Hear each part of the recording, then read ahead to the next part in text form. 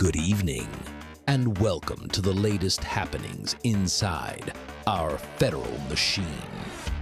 It's Friday, December the 5th, 2025. This is Faith On with another episode of The Swamp. President Trump visited the 2026 FIFA World Cup Draw today, and during the ceremony, he was awarded the 2025 FIFA Peace Prize.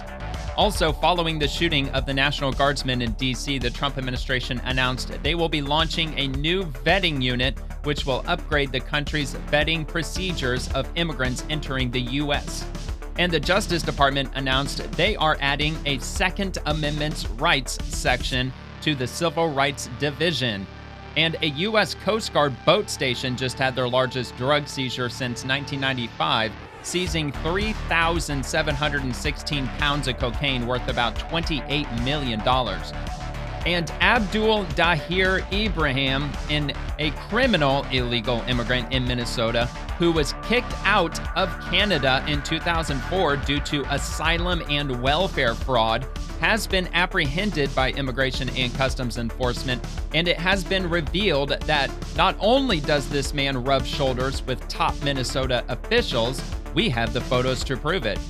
And Rep. Adelita Grijalva, Democrat from Arizona, got into a confrontation with immigration agents, and video reveals that not only was she not pepper sprayed, as she claimed, she was actively obstructing agents, which happens to be a federal crime.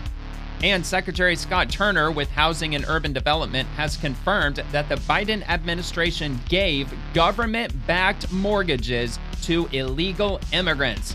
And there's a lot more that happened today, so we're just going to dive right in. And if you enjoyed the video tonight, please give the video a quick like and consider subscribing to the channel. If you enjoy the daily updates, I do The Swamp Monday through Friday. And if you leave a comment on this video, I might just read it on the next one. And every article that you'll see in the video will be linked in the description below. And I've got this from the White House. President Donald Trump takes center stage at the 2026 FIFA World Cup Draw. The World Cup is coming to America, and it's going to be epic. Here we go. Let's give this a watch. Trump, up to you. Don't forget to mingle, to mix. I think I know what this is going to be now. Everything. But let's see. Are you sure? Are you sure this is the ball? You can still change it if you want. Does he know something that I don't know? Let's give it a shot. Let's give it a shot. Let's give it a shot. I agree. USA. Oh, yeah, they already picked USA. This is shocking. I don't know. United States of America. Oh, wow. No shit. I swear I didn't see this. I thought USA was already on the list. It was already labeled up there. To lift like this on your chest, in front of your chest like this. That's hilarious, the name actually. Of the country. We'll give a nice photo. Democrats be like, that wasn't scripted at all. Well, of course it Trump, was. Up to you. That was so scripted. Oh, my God. They totally did that. They gave Trump USA. They knew they were going to do that. So, all right, anyway. So, all right, so we got this from the White House. Also, the Peace President, FIFA World Cup President Gianni Infantino awards President Donald J. Trump the inaugural 2025 FIFA Peace Prize, dedicated to an individual who achieved exceptional and extraordinary action to promote peace and unity around the world. FIFA, the Fédération Internationale de Football Association, awards the 2025 FIFA Peace Prize. Football unites the world, to Donald J. Trump, President of the United States of America, in recognition of his exceptional and extraordinary actions to promote peace and unity around the world. Friday, is that what the medal is on December his neck, I guess? 2025. Yeah, okay, yeah, I'm assuming that's what that is. It's yours. 2025. Thank you very much. This is truly one of the great honors of my life. And I'm assuming they give that out every year. And I were discussing or every, we save millions how often? and 4 millions years? of lives. FIFA. All right. Yeah, 4 years. Isn't that how often the World Cup is? I don't know. I don't watch sports, so honestly, I don't know. Anybody out there going to any of these events? I mean, they're going to be all over the country. So, and not only all over the country, but I think they're going to have matches in Mexico and in Canada too, if I'm not mistaken. So we got this one from Rapid Response 47, the president on receiving the inaugural FIFA Peace Prize. And, of course, it gives a quote, so I'll just play the video so we can hear him say the quote. This is truly one of the great honors of my life. And beyond awards, John and I were discussing this. We save millions and millions of lives.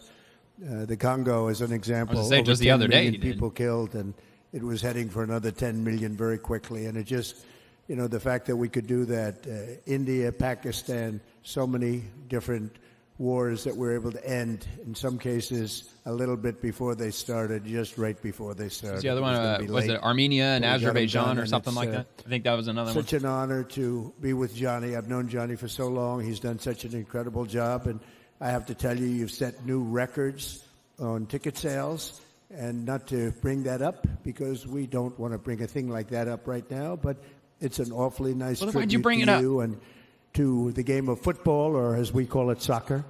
But football, Yeah, we call it soccer. That is an amazing thing. The numbers are beyond any numbers that anybody, even beyond what Johnny thought was possible. Yeah, I mean, we got the Patriot system over here. We do shit differently.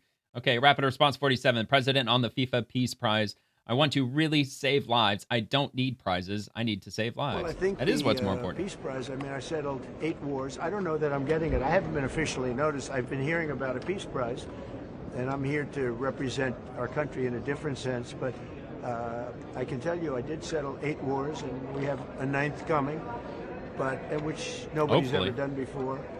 But I want to really save lives. I don't need prizes. I need to save lives, and we're saving a lot of lives. I've saved millions and millions of lives, and that's really what I want to do. And I also want to run a great country. And the United States right now is the hottest country anywhere in the world. And 1 year ago it was dead. We had a dead country, and now we have the hottest country anywhere in the world. Well, I bet he's going to try to push for the Russia and Ukraine ending of the conflict before what is it going to be, the 5-year mark since it began? I think, when was that, in February? I think it was in February of 2021. Maybe I'm wrong on that, but I think that's when it really kicked off.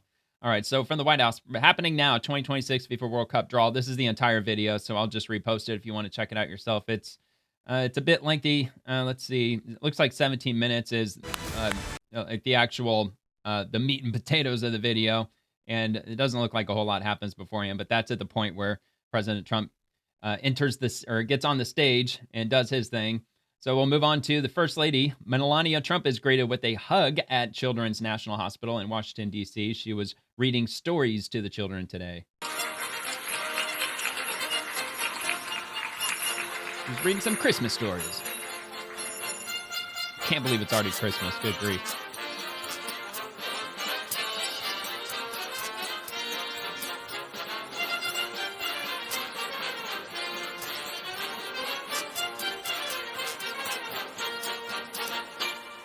All right, well, that was adorable. It's a good way to start out the video. Because shit is about to get dark. There's a lot of crazy stuff happening, a lot of drama.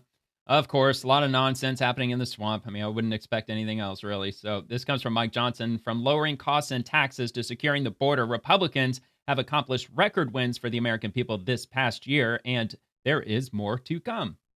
As we continue to deliver on our agenda, we will flip blue states red and grow our majority. So this, interestingly, got ratioed. So definitely something controversial, I'm assuming, that he's going to speak on. I can only imagine that there's probably going to be comments in there regarding nuking the filibuster, even though Mike Johnson has no control over the Senate. He's in the House, but I bet it's littered with filibuster comments. But anyway, let's give this a watch. Next to me in our New York studios. Sorry about the cold weather, Mr. Speaker. Glad to be here, however. We got a lot of House Republicans in town for our annual Bright Lights Big City celebration, so great time to be here. So how are you going to keep your party in line when you have a minuscule majority? Well, this is what we do every day. We have one of the smallest margins in U.S. history. There's 220 House Republicans, and on any given day, 2 or 3 or 4 people may be upset or frustrated about something. They didn't get all their preferences, or they have different ideas. The media, the way it works on Capitol Hill, as you know, is they zero in on a couple of voices and they try to amplify it to divide the Republican Party. Because if we stay unified, there is absolutely nothing that we can't achieve. And we've already demonstrated that this Congress. We've had one of the most productive Congresses in the history of the institution. Do you need the Okay, president well, I to don't get know on the about all phone that. to some reluctant GOP members What in about the putting House and insider say, trading on the come floor? He's been very helpful. Why don't we start there? At a couple of junctures along the way where we've had big legislation, the one big beautiful bill, the Working Families Tax Cut, other things where you had 2 or 3 or 4 holdouts, which I can't afford. Now remember, Where's the Republicans' health care plan? Speakers had 25, 30, Still 40 waiting on seat that. majorities. I have a razor-thin majority. I have to get every single Republican on most days, and so it takes a lot of work, but we're going to get there. Separate issue. The Supreme Court says Texas can use newly redrawn congressional maps in the midterms next year. So, Mr. Speaker, that's Pretty a win big for news Republicans yesterday. by the looks of it. How many extra seats does that Look how mean red for that the is. GOP? Well, I would say it's a win for common sense and the rule of law. What the court finally affirmed is what we've known all along. Texas had a legal right to redraw the lines and to do it in a fair way that reflects their population, and that's what the court has said. There's many other states in various stages of that right now. About 14 different states are redrawing lines and in various stages of litigation, so we don't know. Right, and namely in California, they passed, what was that, Prop 50 or Prop whatever the hell it was, but that's being challenged in the courts, and it's expected to be overturned. Not so sure. I mean, it was the citizens of California who voted for it, so I'm not sure how that's going to play out, but that's to be continued. What the that's final going to be coming up soon. I believe our party will net seats at the end of that. But here's the thing. I've got to win with whatever maps are produced, and we will. We have a great record to run on, great candidates. We're excited about the midterms. Governor DeSantis was with me earlier today, and we're going to run the tape a little later on the show. Yeah, and he says they're moving forward in Florida with redistricting. Sure. That's what they want to do. So if you add Texas and Florida and the other states which will move in favor of Republican seats, yes, you're going to pick up an extra 10 or 20? I don't know if it'll be that large Hopefully. because we've got blue states doing the same. But when it all sorts out, we'll net seats. Again, I liked the maps even before the current redistricting battles began. As we sit here right now, there are 13 House Democrats sitting in districts that Trump won. There's another 21 of them sitting in districts he came within 5 points of winning. Conversely, there's only 3 House Republicans. It's called the ground game, dude. In a Kamala Republicans Harris have got to district. get so what that much means better is we at have a that. lopsided map. It's a very favorable map for us, the best we had in about 30 years, which means we play offense. We're going to flip blue seats to red because we're going to run on this extraordinary record of what we've done. Redistricting is basic, raw, nasty politics. It is. And that's what it is. And some of us regret all that, but it is what it is. And at the end of the day, it's going to benefit the American people. President Trump's going to Pennsylvania Tuesday, I believe, to talk about his economic agenda ahead of the midterms. Do the Republicans have a messaging problem with affordability? No, it's just that we've had so many things to message. I mean, it's a blessing and a curse. Middle class the big, is hurting, beautiful bill was aptly named because there was so much in it, so much policy, and there were so many things to message all at once. So you had different Republicans out talking about different things, which they need to do in their districts. But Look, Republicans are going to get a good boost in favoritism when tax time rolls around because there is no doubt about it. I would say the average person is going to get, I don't know if it's going to be a significant amount of taxes returned, but I'm sure everybody's going to get some amount higher in taxes than they got last year, especially in the service industry where you get tipped and stuff like that, and other positions that they have foregone taken taxes out on, plus overtime. That's going to be another big thing. So that's definitely going to give a boost to Republicans in the economy side of things. But still, there's housing. That's a major problem. Rents are still really high, even though that is coming down on average nationwide. Housing is inching down very slowly nationwide, but not nearly enough. Cars are still really expensive. Insurance is one of the biggest issues right now. I mean, insurance is like record high across the board. So definitely a lot of work to be done still. Made it appear as though the message wasn't unified. We are laser focused on affordability, bringing down the cost of living. The president's agenda is going to be aggressive, and this Congress is going to deliver that. So as we go into the midterm cycle next year, you'll hear everything focused on that issue. Time's running short. What are you going to do about Obamacare healthcare subsidies? We've been working on this for months, and Republicans roll are the something party out. to bring it down. Remember who broke American health care? It's the Democrats.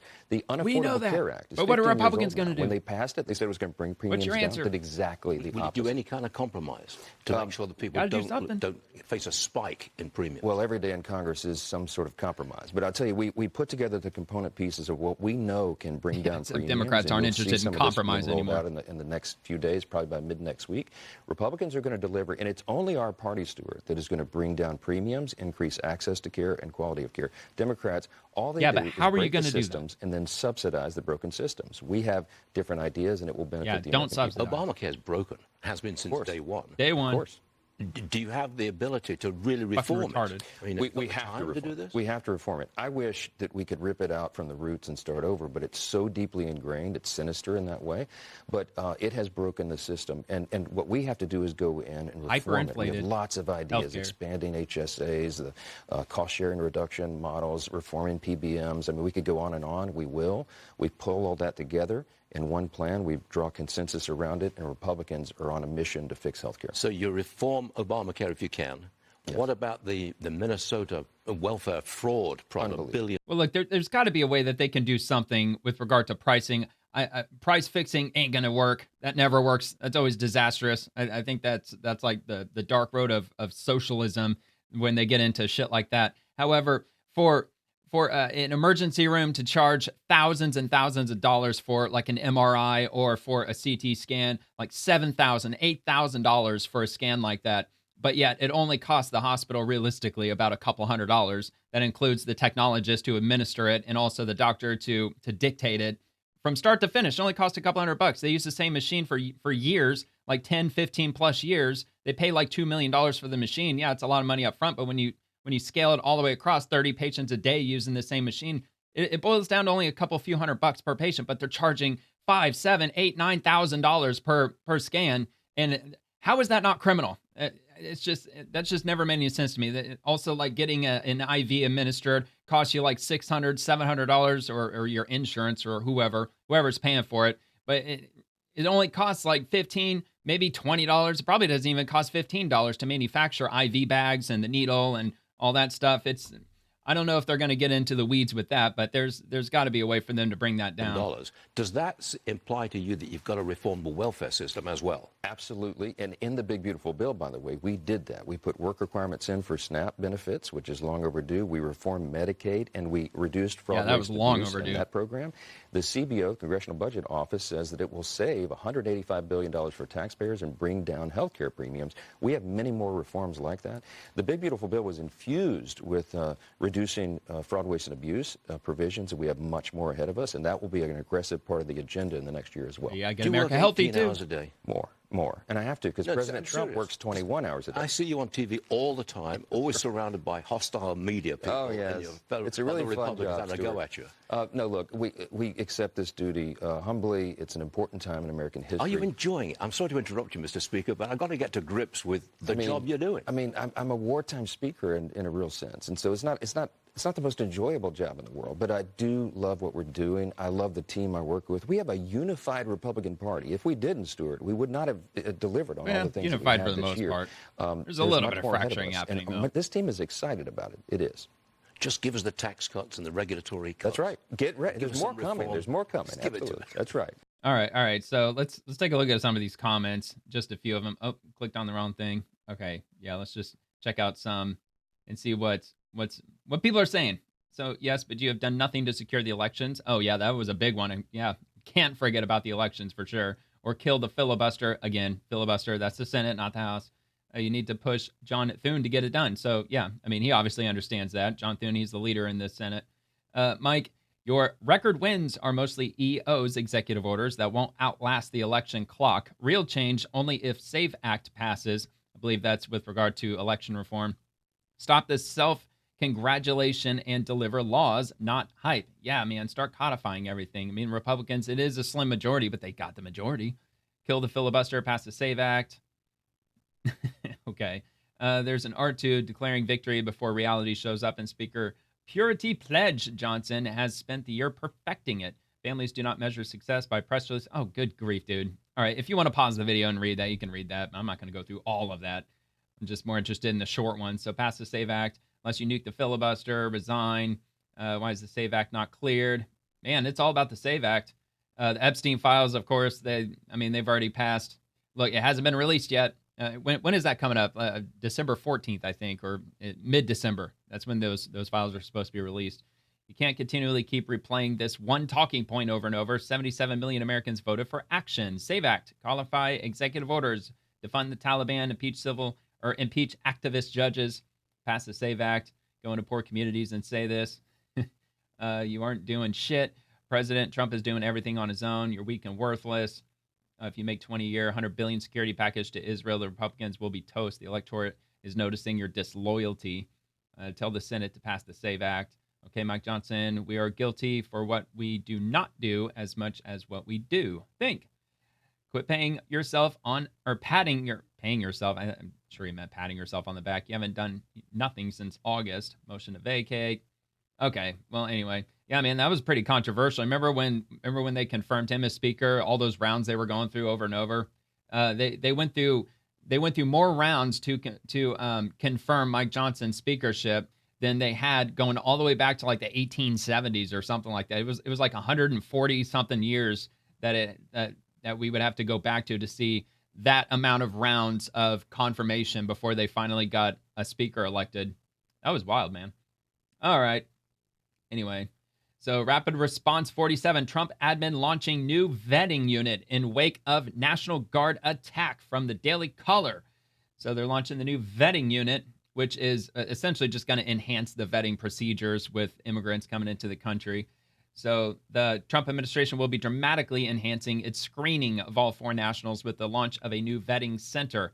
In response to a slate of high-profile arrests of Afghan men accused of committing or planning serious attacks on American soil, U.S. Citizenship and Immigration Services, or the USCIS, is establishing a specialized unit intending to markedly upgrade the country's vetting procedures of migrants, according to a memo exclusively obtained by the Daily Caller News Foundation. The new vetting center will help federal officials identify terrorists, criminal aliens, or other foreigners who pose a danger to the country. USCIS's role in the nation's immigration system has never been more critical, Joe Edlow, the director of the agency, said in a public statement. I mean, I'm sure they've already got personnel and they've got systems in place to do all this, but I mean, I'm assuming they're just going to be fine-tuning it more. Okay, in the wake of several recent incidents of violence, including a foreign national attacking National Guard service members on U.S. soil, establishing this vetting center will give us more enhanced capabilities to safeguard national security and ensure public safety. Okay, well, yeah, it sounds like they're going to build a vetting center, which I'm going to assume that that's going to be underneath the umbrella of Homeland Security. So the new vetting center, when fully operational, will draw on the full spectrum of screening capabilities and leverage state-of-the-art technology when reviewing immigration applications and petitions, according to the memo. It's going to be headquartered in Atlanta. The center will also be tasked with reviewing already approved applications for foreign nationals and prioritizing applications from designated countries of concern.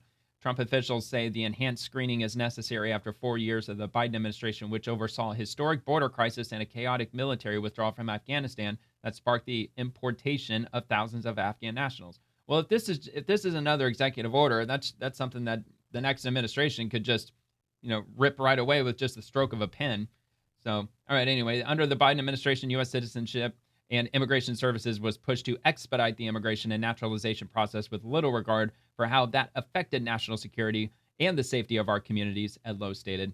We changed that approach on day one of the Trump administration. Under President Trump, we were building more protective measures that ensure fraud, deception, and threats do not breach the integrity of our immigration system, USCIS director continued. So it goes on just a little bit from there, but that'll be linked. And we'll just head straight to the next thing. There's actually a lot to get through today, right, in this episode at least. So the U.S. State Department, Near Eastern Affairs, they say, let's set the record straight on President Trump's peace plan. It is the end of the war in Gaza with a future free from Hamas, violence, and fear. It's a chance to build hope for a better future in Gaza.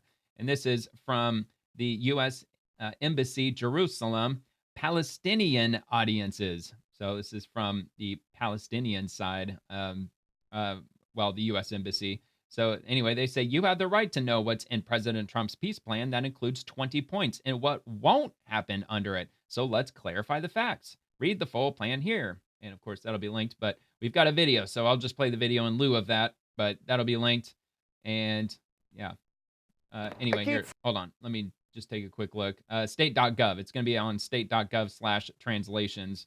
So, yeah, see, so here you go. You can just click English, at least on my browser. I'm assuming there it goes. Yeah, it's backwards, but it translated. So, okay, so let's give this a watch.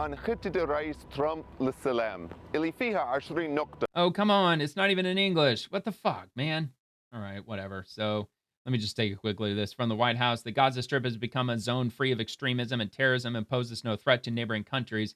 The Gaza Strip is being redeveloped for the benefit of its population, which has suffered enough.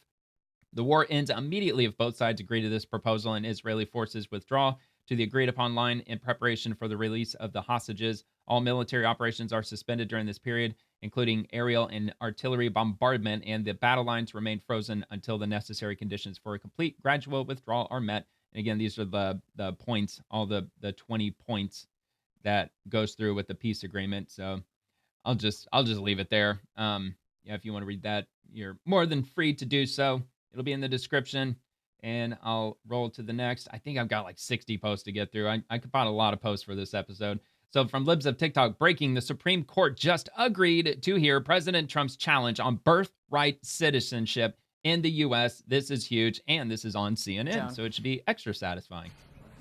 Supreme Court just this minute, Brianna, announced it's going to take up challenge to President Trump's order lifting birthright citizenship. You might remember on January 20th, his first day in office, he took his Sharpie pen and he said, this is a big one. And what he did was he tried to eliminate the automatic birthright citizenship that all Americans have had for more than a century. And what that does, it goes to the 14th Amendment of the Constitution that says all persons born or naturalized in the United States and subject to the jurisdiction thereof are citizens of the United States. That means that anyone who's born here, Brianna, that's supposed to be Nancy Pelosi's daughter or something. U.S. citizen. And what Donald Trump's executive order tried to do was say anyone who was born of someone who was not here lawfully or who was here on some sort of temporary status, that person's baby would not automatically be a citizen. It's a very, it's probably of all the Trump actions that have been taken to date. Oh, I was hoping she'd get to the end. It's got to be the worst thing that's ever happened ever. How dare they? How dare these foreign nationals come over here with their oh shit, what do they call it? Birthright tourism. There's a phrase for it. It's a long-standing phrase. I can't remember what it was called. It's like I think that's what it's called. It's birthright tourism or something like that. And it's not just from Latin America. Like there's people that fly in from like China and other countries. They're 9 months pregnant just for the sole purpose of having their baby on American soil. So, all right. So anyway, Attorney General Pamela Bondi, and she says the Second Amendment is not a second-class right. After the prior administration's campaign to infringe on Americans' gun rights, the Justice Department is strongly committed to undoing the damage, including just last week filing our first ever Supreme Court brief arguing for public carry. This unit within our Civil Rights Division will advance President Trump's pro-Second Amendment agenda and protect the right to bear arms for all. And this is from Caroline Levitt. Trump DOJ adding Second Amendment rights to, oh, come on, man. This is so annoying when they're doing this. I'll be very happy when they quit doing that shit. So Trump DOJ adding Second Amendment rights section to Civil Rights Division. So that would certainly be nice if they expanded this nationwide so you don't have to have the freaking government's permission to freaking carry, because that's how it stands in the Constitution. So President Donald Trump's Department of Justice is adding a Second Amendment's rights section to its Civil Rights Division. And we have this from the NRA. President Trump's Justice Department has created a Second Amendment office within the Civil Rights Division, dubbed the Second Amendment Rights Section. The office is expected to open today and prioritize the rights of law-abiding gun owners. And it looks like from americasfirstfreedom.org. And I will link that also. Okay, so where did that go? All right, so back to Breitbart. So the National Shooting Sports Foundation, NSSF, reported that the creation of the Second Amendment rights section is a historic course correction in federal policy and highlights the Trump administration's continued effort to assess ongoing infringements on Second Amendment rights. NSSF added, the Civil Rights Division now has an institutional home for cases in which state or local officials abuse licensing and permitting authority to deny ordinary citizens their rights. Look, isn't it in New Jersey? There's probably other blue states. They make you write a freaking essay, and you have to explain to them in your own handwriting why they should bestow the rights of the Second Amendment upon to you. What makes you so special? Why do you feel that you have to carry a firearm? I mean, if you really should write an essay and tell them, what really would be on my mind, at least, would be, mind your own damn business. Ain't your damn business. So DOJ has already shown it is willing to investigate jurisdictions accused of slow-walking concealed carry approvals and imposing excessive fees and delays after Bruin. The new office is designed to expand that work and give gun owners, retailers, and shooting ranges somewhere to turn when their rights are targeted through backdoor regulation. Reuters had a different take on the Second Amendment rights section. Of course they did, referring it to as a reorganization and claiming the reorganization is another step in a series of actions by the Trump administration to redefine civil rights with policies championed by conservatives, a departure from traditional civil rights issues, including racial discrimination and policing. Look, man, it shall not be infringed. I mean, I'm even of the opinion that if you're a felon, if you're sent to prison for 10 years or whatever, you do your time, you pay your debt back to society, you get all your rights back. So that's just my own standing.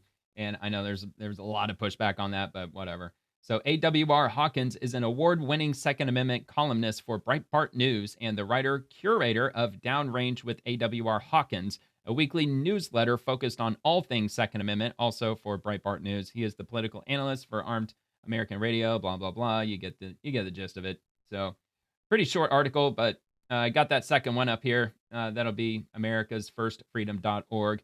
You want to dig into that a little more. But excellent news, great news. I mean, the Second Amendment is not represented nearly enough in the federal government, especially not in the Department of Justice. So that's good to hear. Okay, FBI Director Kash Patel, extremely proud of our frontline FBI WFO team, and that's the FBI Washington field, who worked the pipe bomb case day and night for 9 months, led by FBI Deputy Director Dan Bongino, re-examining everything and connecting the dots. This is a case that should have been solved by the previous administration. 5 years later, justice is finally being delivered. It still wasn't easy, details of which we will share more about at the appropriate time. But when you let good cops be cops, this is what happens. And just some images of them, assuming wrapping up their investigation. And I got this from the FBI. Not related, but still from the FBI. The FBI is warning the public about criminals altering photos found on social media or other publicly available sites to use as fake proof of life photos in virtual kidnapping for ransom scams. See tips on how to protect yourself and how to report an incident if you believe you have been a victim of a virtual kidnapping scam. So if that just so happened to you or anybody you know, then show them that link. And it's from ic3.gov. I'm assuming that's a direct link. Where the hell did it go? Okay, yeah, there it is. I'm assuming it's a direct link to the FBI. Or no, it is like the ic3.gov. Okay. So public service announcement. They got tips to protect yourself from this. It's AI, man. AI is getting better. It's getting more sophisticated. And AI is getting to the point now where they can mimic your voice. So they can actually do an AI like 5, 10, probably even longer than that. They could probably do like a whole full minute recording of what appears to be you kidnapped or in the custody of somebody else, like begging for your freedom, especially if you travel. Like if you're traveling to some other country, not even necessarily a third world country, if you're going to any other country, they already do that. They already, like scammers, they'll call your relatives and they'll dig up your information on social media to find out as much about you as they can, like such as the name of your pets and things like that, like names of your friends. So that way, when they get a hold of one of your relatives' phone numbers, they pretend not to be kidnappers necessarily. Most often they pretend to be the police. They're like, oh yeah, so-and-so was arrested for drunk driving. They actually crashed into somebody, seriously injuring them. And they have to pay like a $5,000 fine or else they're gonna have to sit in jail.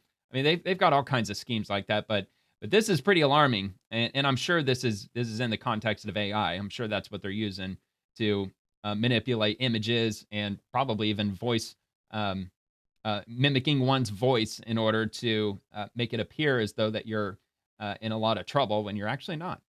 Okay, Kelly Loeffler, Minnesota's socialist welfare state, fueled the largest fraud case of the pandemic, even as whistleblowers begged officials to shut it down.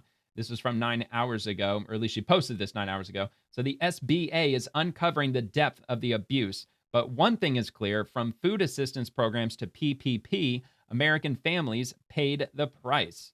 And we'll give this a quick watch. This looks like a complex scheme that was set up to defraud taxpayers, our federal government, of needed funds PPP that would have gone out during protection COVID program, I think. For hungry families, for Something children, for small businesses. And so when I first heard of the billion-dollar corruption, my mind immediately went to PPP. And I said from day one when I came in, it's a new day went to federal at the prison SBA. for that. We are going to crack down on the fraud that the Biden administration completely overlooked, swept under the rug for 4 years. And it wasn't that hard. Within 48 hours, we already found $1 million worth of fraud within the Minnesota Somali crime network. And we're going to continue to investigate and work with our federal law enforcement partners. This is exactly what the democratic socialist welfare state is.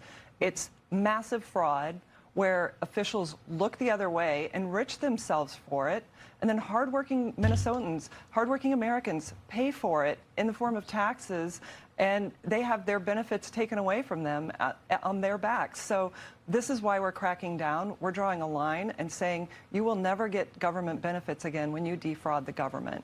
Yeah, if you want to look up some satisfying drama, if you happen to be on TikTok or if you ever happen to be on TikTok, you can look up PPP scam or busted PPP. You use that kind of terminology, or I got caught for PPP.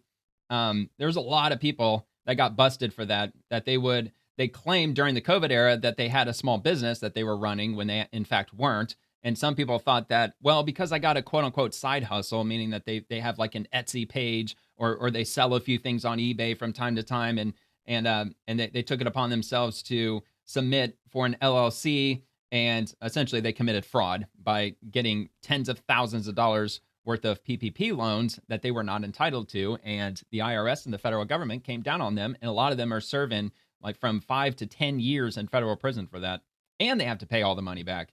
But there's a lot of people that's on TikTok that were given their whole story, and a lot of people were confessing on there like, oh my God, they raided my house, and they said this is what it was all about, and I didn't know that it was illegal, something my friends told me about, on and on and on. Okay. Let's see. Senate Republicans, Biden's COVID bonuses are riddled with fraud because Democrats didn't include any guardrails to prevent individuals and insurance companies from abusing this taxpayer-funded program. Yet Democrats still want to extend these bonuses for 3 more years, costing taxpayers another $105 billion. And from Stephen Moore, and he is, let's find out who he is, Come for Prosperity, the co-founder, host More Money, WSJ, that Wall Street Journal, isn't it? I think that's Wall Street Journal. Yeah, the Wall Street Journal. So he's a writer from there. But anyway, massive Obamacare fraud has been uncovered. In 2023, 1 in 3 subsidy recipients, 1 in 3, which equates to $21 billion, used Social Security numbers that didn't even match IRS records. Fake applicants in 2024 and 25, most were approved. And yet Congress wants to expand subsidies with no limits or safeguards. Yeah, because Democrats, they're using the word clean. They want a clean extension of the Affordable Care Act. They've said that repeatedly, and I even brought that up this week on this on this show, and just pretty much all of them in lockstep are using that terminology to make it sound like, well, it's not convoluted. It's just the status quo. Well, yeah, that's the entire problem. It's the entire problem because $21 billion in just 1 year. I mean, we're just going to get more and more of that. Billions, tens of billions of dollars being wasted. So this is a table of results of GAO's covert testing of enrollment controls in the federal marketplace in late 2024. So they got 4 cases, the route identity or identify proofing. So healthcare.gov, then there was a broker from healthcare.gov and another broker from an advertisement. But let's see, from the top one, they identify proofing. They completed with fictitious documentation and requested by the marketplace their income and their citizenship. And then they submitted the submission by GAO, none. And then accepted by marketplace, nothing. And enrolled and APTC paid. Yes, so they were paid, even though they didn't submit, at least not in full, what they were apparently supposed to. All right, so we will roll to the next one, which is probably somewhat related, perhaps. So House Foreign Affairs Committee majority. No, this isn't related. So this is regarding Cambodia and Burma. So corruptions and instability in countries like Cambodia and Burma have allowed scam centers to steal billions of dollars from vulnerable Americans. Rep. Shreve is right. China plays a central role in this, and it needs to stop. So we're going to hear from them. Since taking office in January, I've heard from Hoosiers across my district in Indiana, sharing the constant stream of scam calls and texts that they've received. I've experienced the same myself. Many are small speed cam or toll road scams, and many much greater in magnitude and the scope of service. These schemes have grown increasingly sophisticated, and they are certain to spiral up in sophistication, often nearly impossible to discern from real traffic. Authentically, I didn't fully understand where these scams originated when I investigated this issue earlier this year. What I learned is that many scams from these massive industrial scale scam centers operate in countries such as Burma, Laos, Cambodia, where corruption and instability has allowed these criminal operations to flourish. Under the military junta, Burma has become the global hub of the multi-billion-dollar scamming industry, with an estimated 120,000 scammers generating about $15 billion annually. Well, and you see, we don't hear anything about Burma. We only hear about Ukraine and Russia and other India. India is the real big one. Whenever you hear the word scammer, that's usually the first country that crosses people's mind is India. I haven't heard anything on Burma, but apparently Burma's leading the charge. In Cambodia, corrupt officials allow scam centers to operate openly, raking in roughly $12 billion a year, which we'd estimate about half of their GDP. China plays a central role in the rise of this industry. Chinese state-owned enterprises have used Belt and Road Initiative contracts to construct these massive scam compounds in these countries, where human trafficking has forced countless souls into scamming operations under threat of torture. The impact on Americans, on my constituents, on Mr. Zinke's constituents, on Mr. Castro's constituents is simply staggering. The FBI reports that Americans lost, as the chairman just noted, roughly $17 billion to scams in 2024, with Indiana being the second most targeted state per capita. This means real-world impacts Indiana's for everyday Americans, my constituents and my colleagues. Families lose their homes, retirees see their savings vanish overnight, and countless innocent victims are left with little to nothing. Well, dude, this is why nobody ever answers the phone anymore. Nobody ever answers text messages anymore because there's no way you can trust anybody because they've had spoofing technology for, 15 years now. So all somebody would need is just an app that you could probably get on your phone for free and then just spoof somebody else's number. And so one of your closest relatives or your best friend or whatever, it might show up on your caller ID as them, and it's not them at all. It's somebody else completely different. My Dismantling Foreign Syndicates Act establishes an interagency task force chaired by our Secretary of State to dismantle and shut down the transnational criminal syndicates perpetuating mass online scam operations. Yeah, but is that really what we need? We just need more. I don't think we need the government to get bigger and bigger to combat this. I'm sure that we've got enough personnel in the Department of State to be able to move some resources around to handle it. Hey, how many intelligence agencies do we have? Like 21 or 25? Like, we've got dozens of intelligence agencies and enforcement agencies. You'd think we would just be able to just move some personnel around. Look, I know that would probably only be a temporary thing. I don't know, man. I just think there's probably a better way to go about this than just increasing the government just a little bit more. Simply put, it protects trusting Americans from sophisticated scams. This government-wide task force will investigate and respond to the Chinese Communist Party's involvement, build the capacity of trusted law enforcement partners, harness offensive cyber capabilities, and convene a coalition of like-minded foreign allies and partners to combat transnational criminal organizations. These criminal scammers inflict untold misery by stealing billions from hardworking Americans and countless folks abroad and traffic hundreds of thousands of victims globally. This is not just a consumer protection bill. It's a matter of national security and human rights, and we as members of Congress must respond. I encourage all of my committee colleagues to support this bipartisan bill. All right. Well, obviously, trafficking is a massive problem, and that's something that really should be handled and dealt with. As far as the scamming, probably 95, 98% of it can be averted just by being aware of the scams and just exercising common sense and not being gullible. It's the social engineering aspect of it. They just know the right words to say to hook you in, and they use things like social media. That's why it's not a good idea to put everything on social media, like your pet's name, like the name of your friends, like where you're going all the time, like it's specifically where you live and everything. It's just not a good thing because they can, especially on a place like Facebook, unless you have a completely privatized profile, even that isn't going to be an ironclad solution because there's just so much on the internet these days. And then you've got all these third-party companies that are selling your information to other companies, and there's data breaches happening all the time. So in one way or another, your information is probably going to be out there. It's probably too late for most of us at this point. But I mean, like me I grew up in the 90s. I was a teenager in the 90s and into the early 2000s. And back then, we didn't trust any of our personal information on the internet. I mean, I remember like it was normal when you set up an email account, like through Yahoo, it would ask for your name and like your address and phone number. Like everybody I knew, they just put in bogus information, 123 Fake Street or Anytown, USA, that kind of shit. Like my name's like John Smith, like I'm age whatever.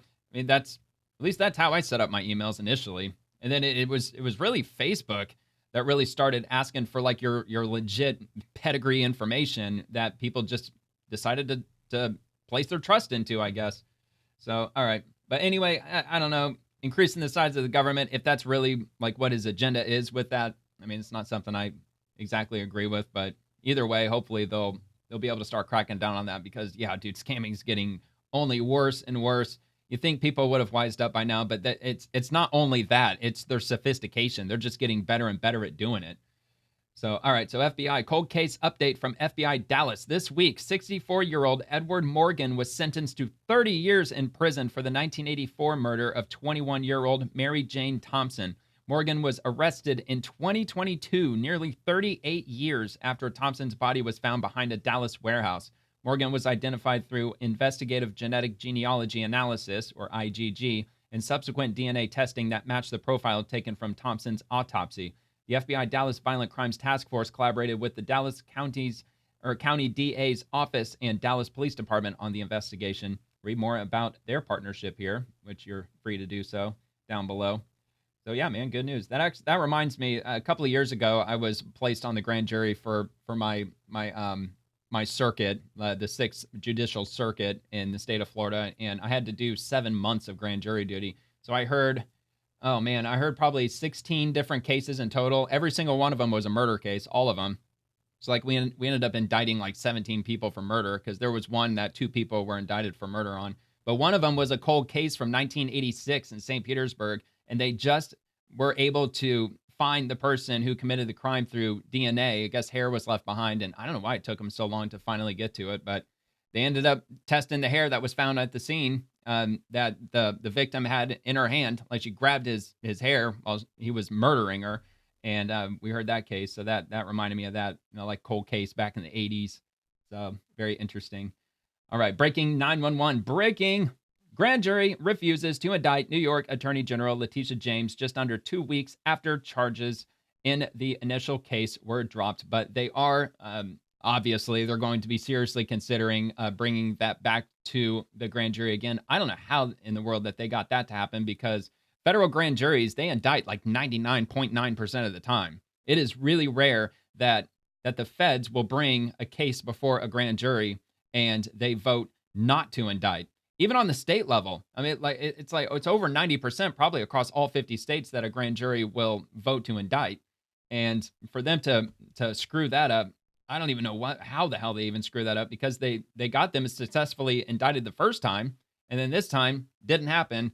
But fortunately, they are able to bring it before the grand jury again. There's no double jeopardy or anything when it comes to the grand jury. They can bring it to them essentially over and over again. Although I'm sure there's probably a few rules they may have to like present evidence in a different way, or maybe they can only bring it back to the grand jury if there's additional evidence. I don't know. But anyway, I know that they're planning on doing just that. They're going to bring it back to the grand jury again at some point in the future.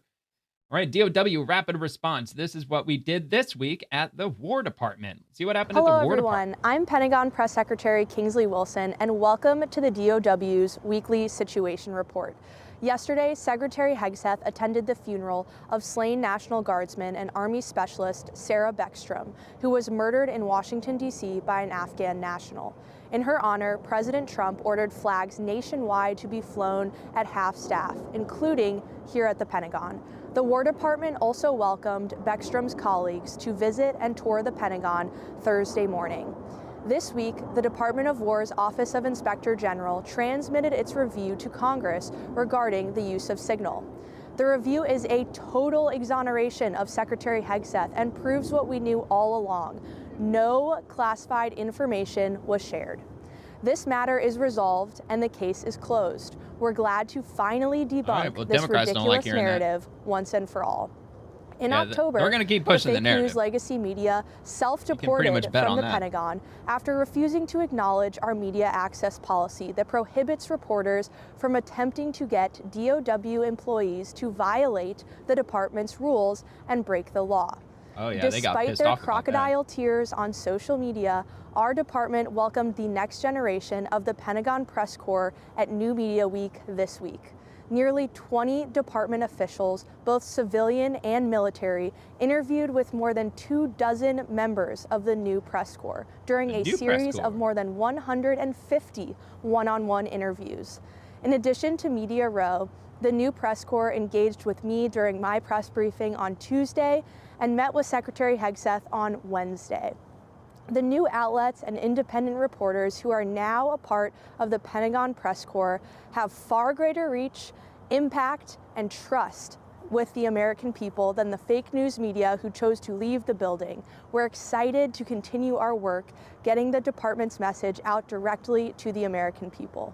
At the War Department, we are adopting new technologies with a fight tonight philosophy. So our warfighters have cutting-edge tools they need to prevail. We call it drone dominance. Secretary Hegseth announced this week that the funding provided by the One Big Beautiful Bill is ready to be used to mount an effective sprint to build combat power.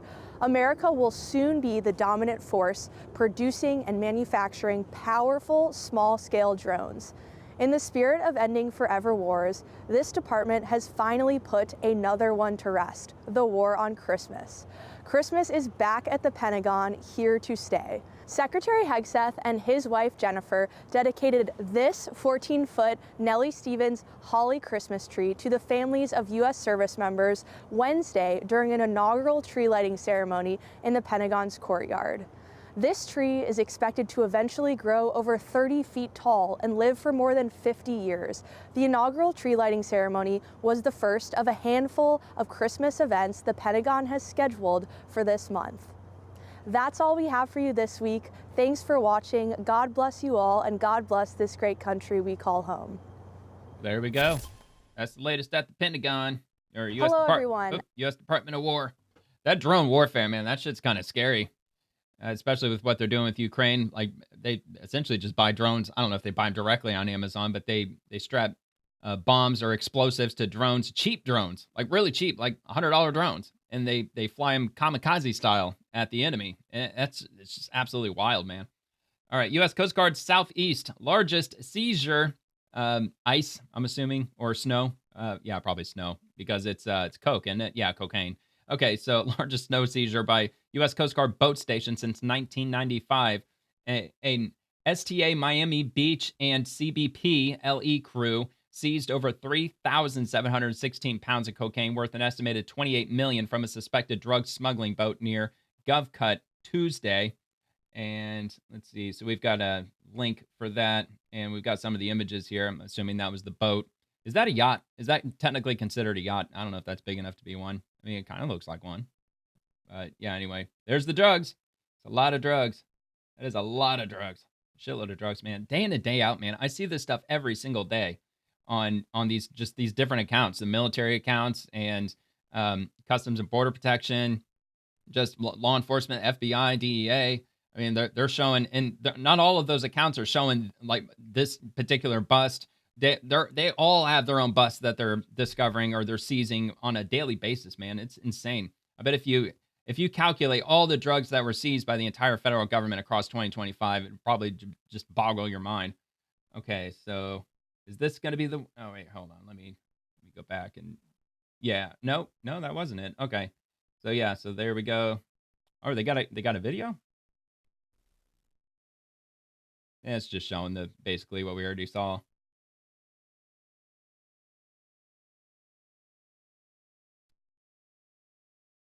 Man, I would not want to be that dude that got caught up with that. That's a lot of money he's going to owe to those cartels. So U.S. Coast Guard Station Miami Beach law enforcement boat crew, along with CBP Air and Marine Operations and HSI, seized approximately 3,715 pounds of cocaine worth $28 million from a suspected drug smuggling vessel just 2 miles east of Government Cut on Tuesday. CBP AMO law enforcement boat crews provided assistance with multiple Marine units and specialized search tools upon initial interdiction by Coast Guard Station Miami Beach crew. And it was the largest U.S. Coast Guard small boat station cocaine seizure since 1995. And the Coast Guard at large, one of the Coast Guard cutters, they did a giant drug bust earlier this year. It was over the summertime. It was substantially larger than this. The amount escapes me, but it was many thousands of pounds of drugs that they seized and it was the largest seizure in the Coast Guard's history. So the Coast Guard overall broke a record in terms of drug seizure this year. Okay, so the U.S. Coast Guard, we got one more. Over 20,000 pounds. Oh, maybe this is going to be it. No, I think I think it was even bigger earlier this year, bigger than this. But anyway, over 20,000 pounds of cocaine seized by the crew of U.S. Coast Guard cutter Monroe, the largest at-sea interdiction in 18 plus years. Well, maybe this is the one I was thinking of. Through Operation Pacific Viper, the U.S. Coast Guard has accelerated counter-narcotics operations across the Eastern Pacific and delivered historic results in the fight against narco-terrorists. Our maritime fighting force is leading America's drug interdiction operations, protecting the homeland and keeping deadly drugs out of American communities. This is where defense of America begins. We got a video here.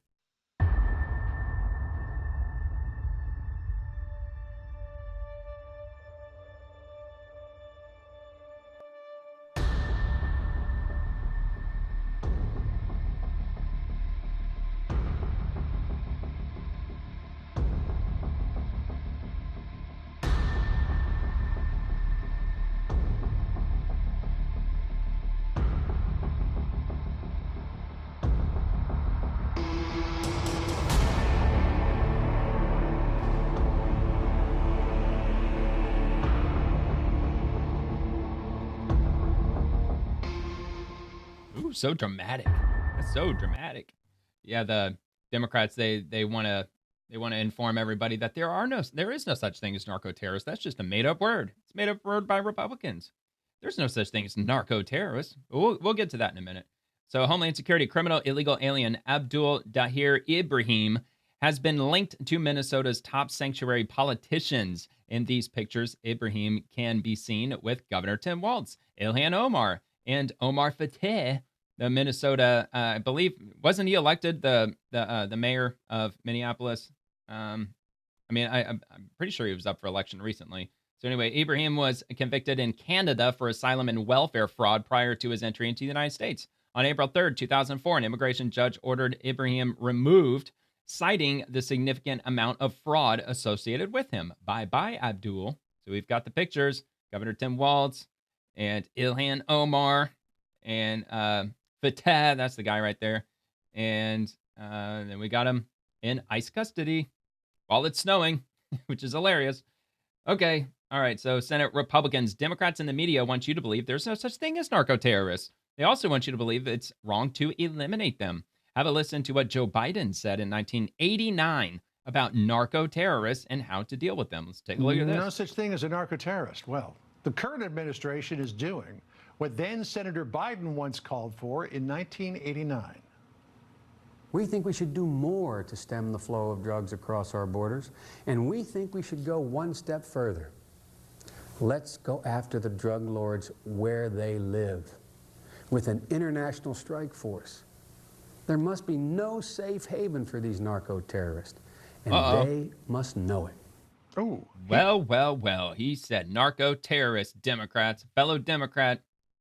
Granted, it was many years ago, but that just illustrates that they've been using that term for quite a number of years. So Rep. Adelita Grijalva, let's see, ICE, this is from her account, by the way, ICE is a lawless agency under this administration, operating with no transparency, no accountability, and open disregard for basic due process. No family in our community should live in fear, and I will not rest until we get clear answers and accountability. And she posted this 5 hours ago, so of course this happened today. Watch out, watch out. Hey, put it down.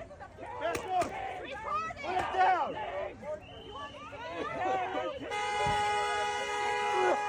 Of course, this is her here.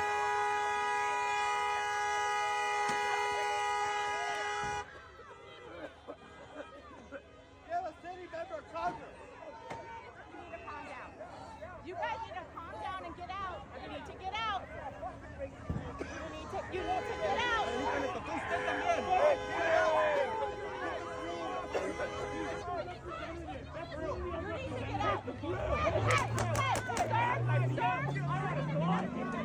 Get out of the way. Stop. You guys need to clear now. Stop obstructing.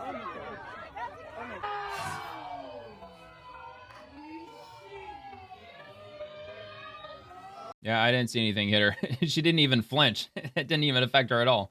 So, all right, so let's see who this is. This is Rep. Adelita Grijalva, Congresswoman representing Arizona's 7th District. First Chicana from Arizona in Congress. So from Nick Sorter, breaking newly released video proves Democratic Rep. Adelita Grijalva was lying about being pepper sprayed by ICE agents. It wasn't even close. In fact, the video shows her actively obstructing agents from conducting arrests. Rep. Grijalva should be arrested for obstruction. To make it worse, it was Grijalva's own cameraman who pushed her away, not ICE. Watch out, watch out. Okay, so yeah, we did see that. Hey, put it down. Put it down. All right, and I'm assuming that the pepper spray, I didn't see any pepper spray. Did you see any pepper spray? Right, I saw that one single, like, ricochet that happened that came close. Didn't make contact with her. At least I didn't see any contact.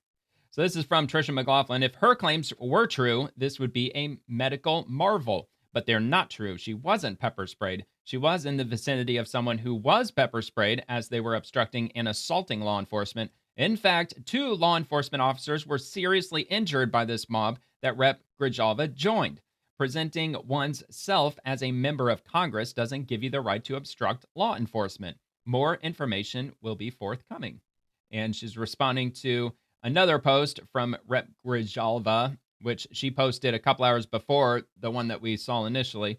ICE just conducted a raid by Taco Giro in Tucson, a small mom-and-pop restaurant that has served our community for years. When I presented myself as a member of Congress asking for more information, I was pushed aside and pepper sprayed. Well, dude, just because you're a member of Congress doesn't mean you can pull the "Do you know who I am" card. Nope, can't do that. We just came up on a community that was protecting their people. We had, I would say, maybe 40 ICE agents. You mean harboring most of them illegal masked, immigrants?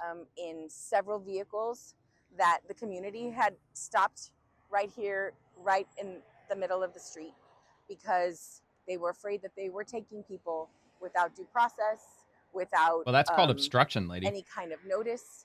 And so You can get 8 years in prison for that, by the way. restaurant I come to literally once a week, and was sprayed in the face by a very aggressive agent, pushed around by others when I literally was not being aggressive. I was asking for clarification, which is my right as a member of Congress.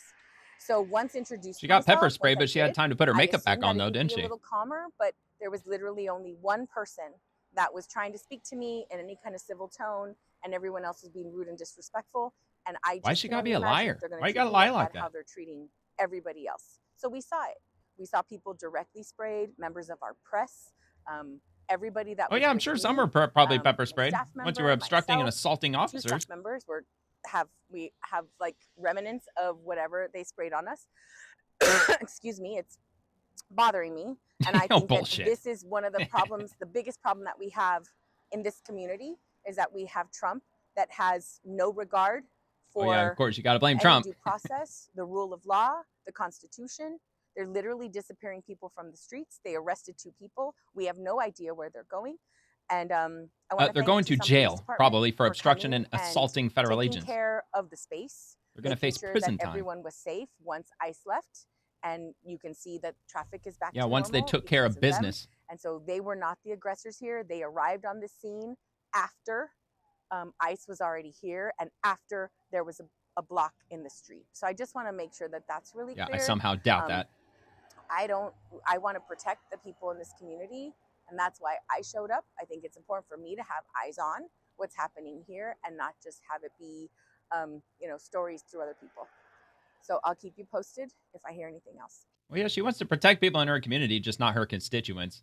You know, she doesn't care about the fact that rent has skyrocketed, I'm sure, in Arizona, and the cost of food has gone up significantly because the illegal immigrants, they're buying food too. All right, so Breitbart News, Rashida Tlaib, she incites more violence against federal agents. Quote, we're going to make sure that we push back against ICE and get them off our streets. Also, where's your coat? Yeah, that's an interesting question. I don't know. Hi, everyone. It's Congresswoman Rashida Tlaib. I'm here at North Lake Detention Center. It's in Baldwin, Michigan, which is 3.5 hours outside of Detroit. Oh, by the way, they did allow her to go in and tour, by the way. She did tour the building. So, or whatever. I'll just let her play it out. From family the conditions of the facility. So I came here to do my job of oversight. And I'm here again to make sure that all of you know that we're going to hold them accountable, that we're going to make sure the conditions are safe, and that everyone's rights are protected. And I also was able to visit my 19-year-old resident that got placed here all the way from the city of Detroit. Not only for him, but for many of our families. We're going to make sure we push back against ICE, get them off our streets, and keep our families together. Well, dude, they'll be off the street as soon as all the illegal immigrants are out of the country. Okay, so let's see. I left a comment. I was going to explain it, but I might as well just read it. So it might as well have been a 5-star resort inside. It wouldn't change a word of her violent rhetoric. Obviously, people detained are disgruntled and will tell Democrats what they want to hear. Detention centers shouldn't be a lap of luxury. Don't break the law. And that's the same way that jails are. Jails and prisons. They're not supposed to be catering with gourmet food and fresh coffee every morning and nice fresh linens to sleep with. No, come on.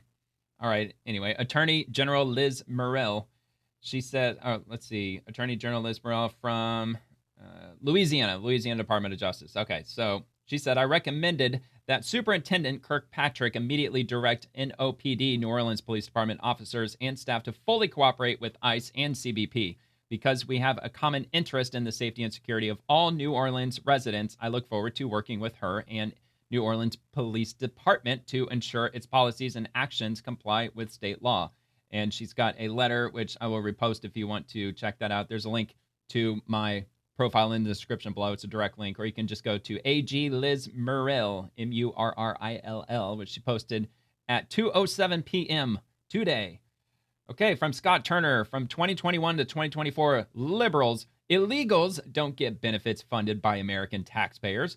2025 liberals, don't take benefits away from illegals. The narrative from the left changes, but one truth remains: Biden put Americans last. That ended on our first day at HUD, Housing and Urban Development. And he reposted this from Eric Daugherty. Holy smokes, a generational betrayal has occurred. HUD Secretary Scott Turner confirmed that the Democrats gave government-backed mortgages to illegal aliens, which are harming American citizens. They're now being purged. Turner says we took away FHA-backed mortgages from illegal aliens during the Biden administration. They turned a blind eye. Over 12 million illegals came over the border. We work with Secretary Noem to make sure only U.S. citizens live in HUD-funded housing. We're mandating every public housing authority tell us who's living in every unit. Unbelievable this was allowed. During the Biden administration, there were over 12 million illegal aliens that came over the border, straining our housing supply and making the costs go up. And so we work with Secretary Noem at DHS, as you alluded to make sure that only American citizens are living in HUD-funded housing. We also took away FHA-backed mortgages from illegal aliens during the Biden administration. They turned a blind eye. But we're going to keep the law to make sure that these mortgages, which are backed by the taxpayer, go only to the American people. I'd be curious to know how many of those mortgages there were. We are mandating that every public housing authority give us a comprehensive account who's living in every unit in taxpayer HUD-funded housing. Wow. Actually, Davis, another impact of that wide open border. Absolutely. Well, and that's also probably a major driver as to the reduction in rent across the country, because 2 million illegal immigrants have left the country. And I'm sure the majority of them are renting from somewhere. And from Trisha McLaughlin, well, this never happened. And let's go straight to this. So long time, first time says ICE detain active U.S. Navy sailor in full uniform and refused to accept his military ID. Quote, agent said he had reasonable suspicion to suspect he was in U.S. illegally, said Navy chief. Needs to provide another ID to prove citizenship. His military ID is not sufficient. Agents detained this Hispanic sailor who was in full uniform on his way to a military base with an active military ID for an hour and a half until someone could bring his passport. Never mind that this sailor went on a combat deployment with his ship after joining the military for the right reasons. So how long is... Okay, so this is going to be too long, but I'll at least repost the main one. So Trisha McLaughlin said that ICE did not detain a U.S. Navy sailor. ICE has not participated in any immigration operations with Norfolk Police or any fugitive task force in the area. Just another hoax and smear against our ICE law enforcement, who are facing an 8,000% increase in death threats. If the video was like a minute, or maybe like a minute, like 10 seconds or something, fine, I would at least hear him out. But 3.5 minutes over a government official who has debunked this. I mean, I'm going to take her word over his. I'm not even sure who this guy is. I mean, like, maybe he's got some credentials in his bio, maybe not. Longtime reader, first-time tweeter. No, not really. Just a couple of quotes. I mean, he's got a sizable following, but not familiar with him. So I'm just going to take Tricia McLaughlin's word for it because, after all, she is the Assistant Secretary for the Department of Homeland Security. So, all right, and we'll move on to U.S. Immigration and Customs Enforcement. These aliens are in custody pending criminal prosecution thanks to ICE Los Angeles, Homeland Security Investigations, and our Integrated Operations Group. So first, they've got from 6 hours ago, the team arrested Samuel Abraham Netzer de Leon Reyes of Guatemala. He has previous charges for robbery, carrying a loaded firearm, DUI, and battery causing permanent injury. So they got him there. And another one, the team arrested Juan Santos Mateo of Guatemala. He has charges for threatening crime with intent to terrorize. And another one, Francisco Cristobal Hernandez of Mexico. He has charges for intentionally seducing a child and arranging to meet with a child for you-know-what. And, okay, so those are the three. So they got them off the streets, and that was in Los Angeles. So in case you're wondering if ICE is still rounding up and arresting people, criminal illegal aliens in Los Angeles, they are. All right. From the White House, PSA, public service announcement. If you're a criminal illegal, you will be arrested and deported. I think I might need to arrest someone for being too illegal. Oh, well, I turned myself in. You're under arrest. You get the bag and fumble it. I get the bag and flip it and tumble it. Straight off the lot, 300 cash. And the car came with a blood in it. Lil' mama of that. All right. From the White House. Just a Friday night video from the White House. And Homeland Security, December 4th. U.S. Border Patrol was conducting a targeted immigration enforcement operation against a criminal illegal alien previously charged with felony theft and convicted of illegal possession of stolen property. As the agents exited their vehicle, they encountered a female matching the description of the target that they were after. Agents identified themselves, and the individual started running, and she ran toward her residence. Agents immediately stopped upon reaching the property, determined the individual in question was not the target, and all agents departed the area. No arrests were made. And they're not going to get it 100% correct every single time. I mean, how many thousands and thousands of people have they arrested at this point? Sure, every once in a blue moon, they're probably going to have somebody that matches somebody's description, and turns out they were wrong, and this just so happens to be one of those instances. This is from WWL-TV. It's attempted kidnapping. A video obtained by CNN appears to show masked federal agents chasing a woman who is reportedly a U.S.-born citizen back to her home in Marrero. So we'll see what the CCTV camera shows.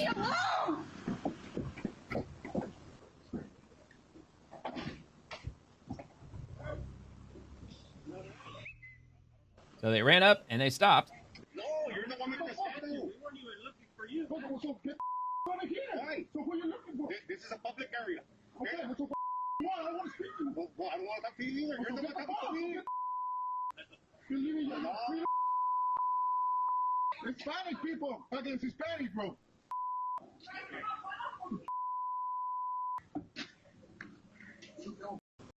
All right, well, I mean, look, they got to admit they fucked up, and that doesn't look good. That certainly does not look good.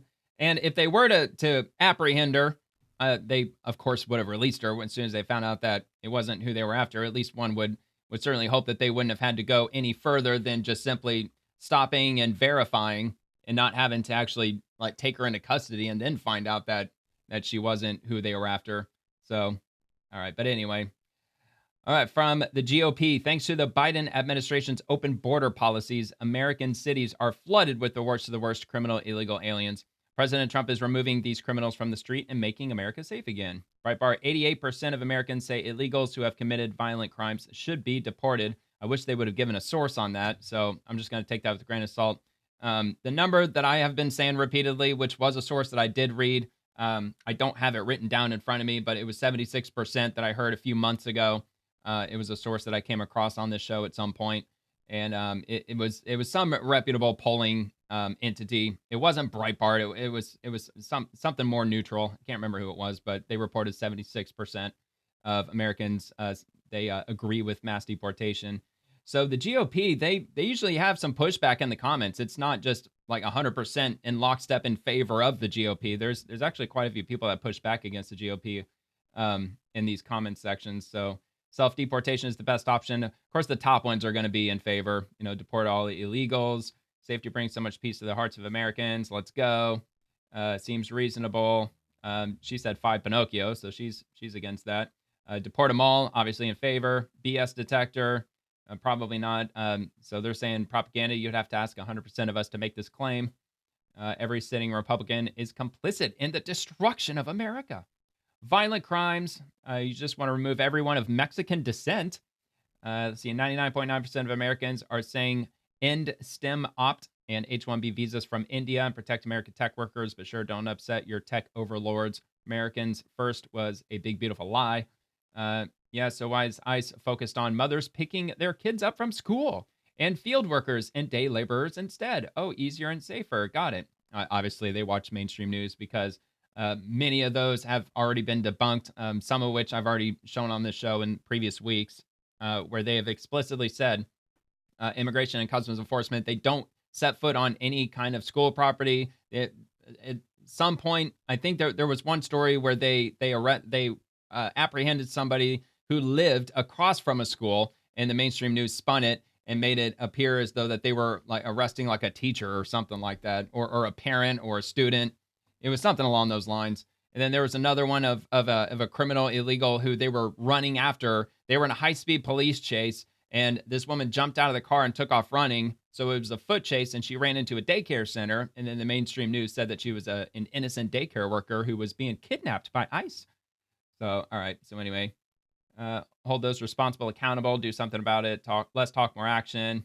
With easy targets. We see who you are arresting. The vast majority are not criminals. This is, of course, a lie. And pardoning the big drug traffickers, yeah, that makes us so safe. So, yeah, there's definitely pushback in the GOP section, which I don't really come across very often, so I figured I'd go through it a little bit. The GOP protects pedos. Well, that's a pretty large claim. Of course, there's nothing to substantiate that. I mean, at least I haven't seen anything. If there's anything out there that definitively shows that, I'm not going to shy away from that. All right, violent crimes must include DUIs. They are killing our citizens by driving drunk at extremely high rates.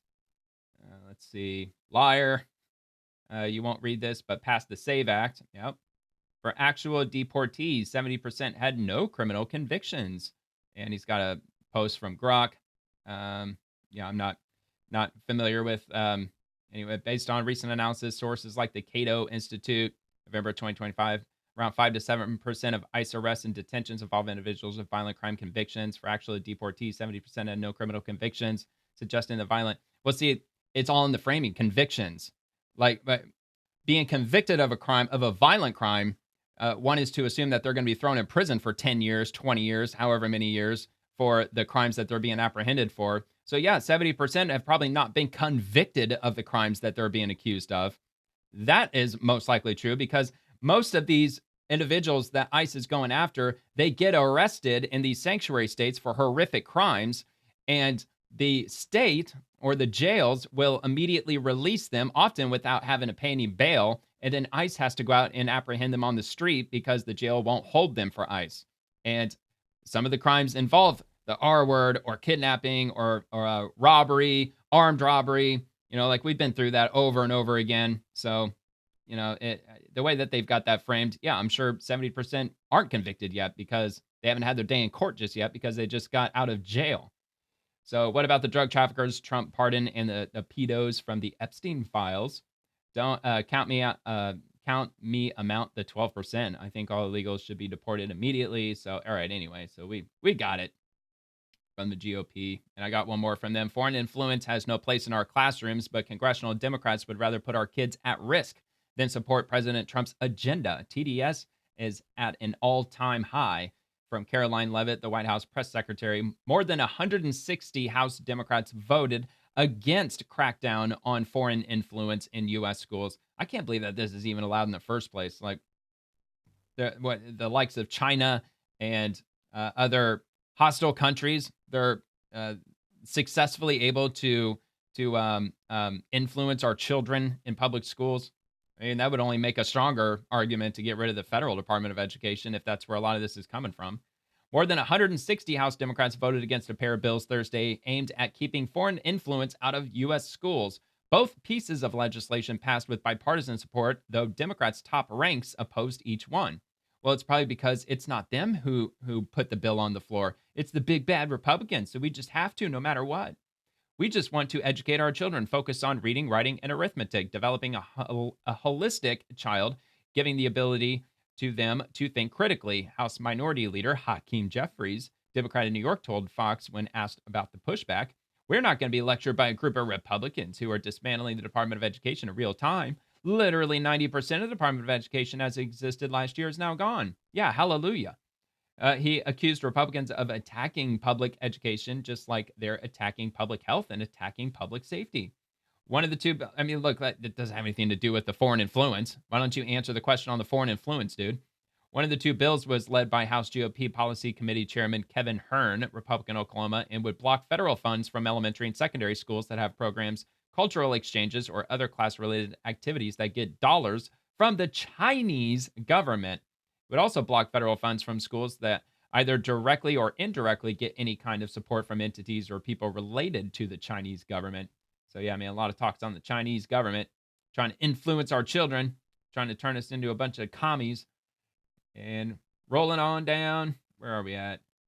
Okay, yeah, we got that one. Okay, so from Secretary Marco Rubio, the European Commission's $140 million fine isn't just an attack right here on the X platform. Well, right here is on YouTube, but as we're reading everything, all the content here is on the X platform.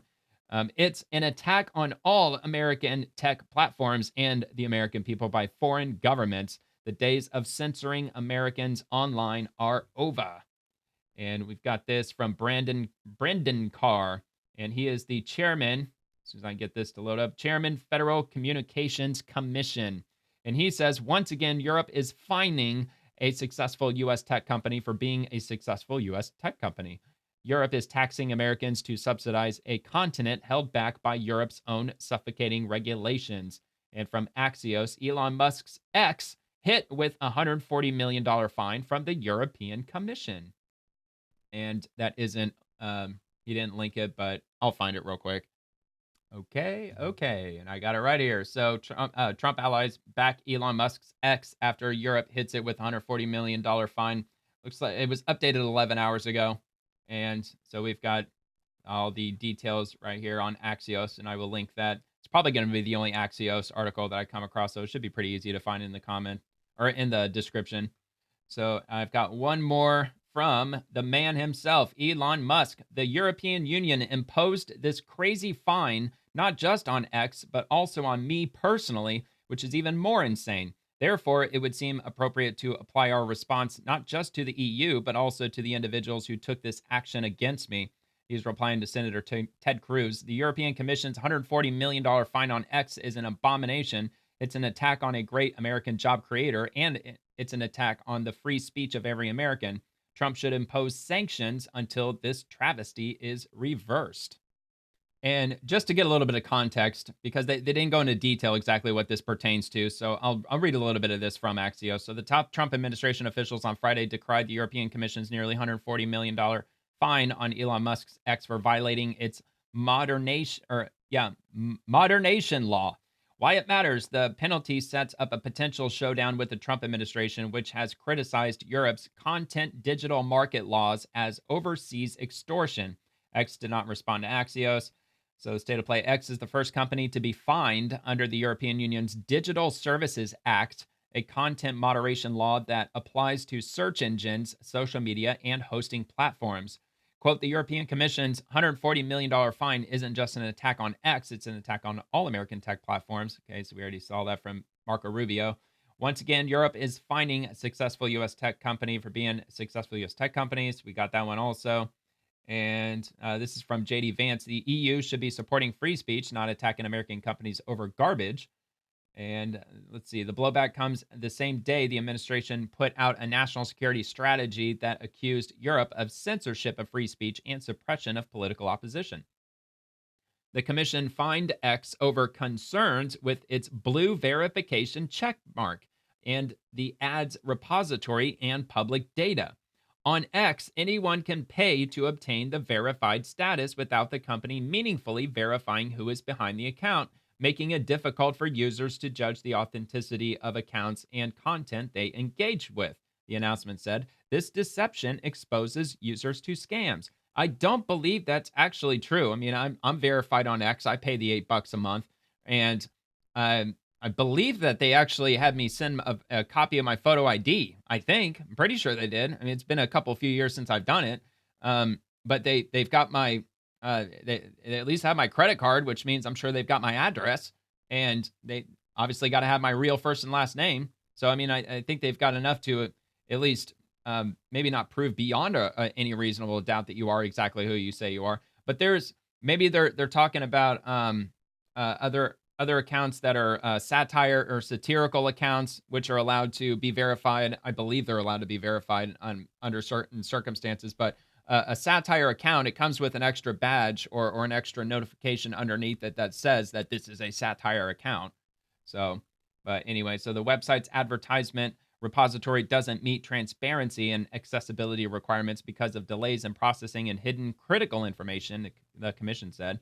Lastly, X is being fined for failure to provide researchers with access to the platform's public data. So X has 60 working days to tell the commission how it intends to handle the blue check marks. Within 90 working days, the company has to provide a plan for the advertising and public data issues. The European Commission opened an investigation into X in 2023 over allegations of dissemination of illegal content and the effectiveness of the measures taken to combat information manipulation. So there it is. So that's what's happening. That's what's going on with the X platform. And I guess they've got 60 days, and we'll see what happens. HHS Rapid Response breaking the Advisory Committee on Immunization Practices. The ACIP has voted in favor of removing the universal hepatitis B vaccine recommendation for infants under 2 months old. Let's proceed to vote then. I'm going to call the roll. Dr. Pollack, vote on question 2, yea or nay, and whether you have COI. Raymond Pollack, I vote no, and no conflicts of interest. Dr. Stein. Catherine Stein, no conflicts of interest, and I abstain. Abstain. Dr. Levy. Retzef Levy, I vote yes, no conflicts of interest. Dr. Pebsworth. Vicki Pebsworth, no conflicts of interest, I vote yes. Dr. Malone, no COI, yay. Dr. Griffin. Dr. Griffin, no conflicts of interest, I vote yes. Dr. Blackburn. Hillary Blackburn, no conflicts. I support looking at studies. I vote no on this language. Dr. Pagano. I'm sure there's been plenty of studies on this already. Yes. Dr. Meissner. Another yes? I vote no. COI? I have no conflict of interest. Strong no. Thank you, sir. Dr. Hiblin. No. Dr. Hiblin, you're on mute again. I appreciate that you do that, but we need to hear your voice. You're still muted, Dr. Hiblin. Thank you, sir. There we go. Thank you for your acknowledgement. I will try to improve my behavior. I have no conflicts of interest, and I vote no. Thank you, sir. Dr. Milhound. Hi, Kirk Milhound, no conflicts of interest. I vote yes. Okay, yes. What is our head count DFO? One moment.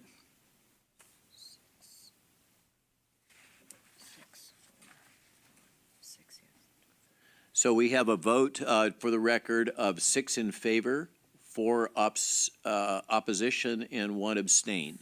The motion passes. It passes. Uh-oh. All right. Well, that's a good thing, though, because according to the studies, infants, they don't need this vaccine. They don't need it because if their mother doesn't have the hepatitis, as far as my understanding goes, I'm no expert on any of this, but yeah, apparently if the mother doesn't have hepatitis, then the baby ain't going to get hepatitis. But I don't know. I'm sure there's going to, there's reasons that those who voted no. So, I mean, they obviously know something I don't know. But anyway, Dr. Oz, CMS, he says, you've probably heard the news by now. Yeah, we just heard it. Minnesota frauds. Oh, no, never mind. This is unrelated. Damn it. So I had these switched. Hold on. Let me do this one first. So thank you, Mr. President. We're on it. So rapid response 47. And this is from Donald J. Trump's True Social. So today, the CDC Vaccine Committee made a very good decision to end their hepatitis B vaccine recommendation for babies, the vast majority of whom are at no risk of hepatitis B, a disease that is mostly transmitted sexually or through dirty needles. Okay, well, there you go. So the American Childhood Vaccine Schedule long required 72 jabs for perfectly healthy babies, far more than any other country in the world and far more than is necessary. In fact, it is ridiculous, which, yeah, 72 jabs when you're a baby, that is ridiculous. Many parents and scientists have been questioning the efficacy of this schedule, as have I. That is why I have just signed a presidential memorandum directing the Department of Health and Human Services to fast-track a comprehensive evaluation of vaccine schedules from other countries around the world and better align the U.S. vaccine schedule so it is finally rooted in the gold standard of science and common sense.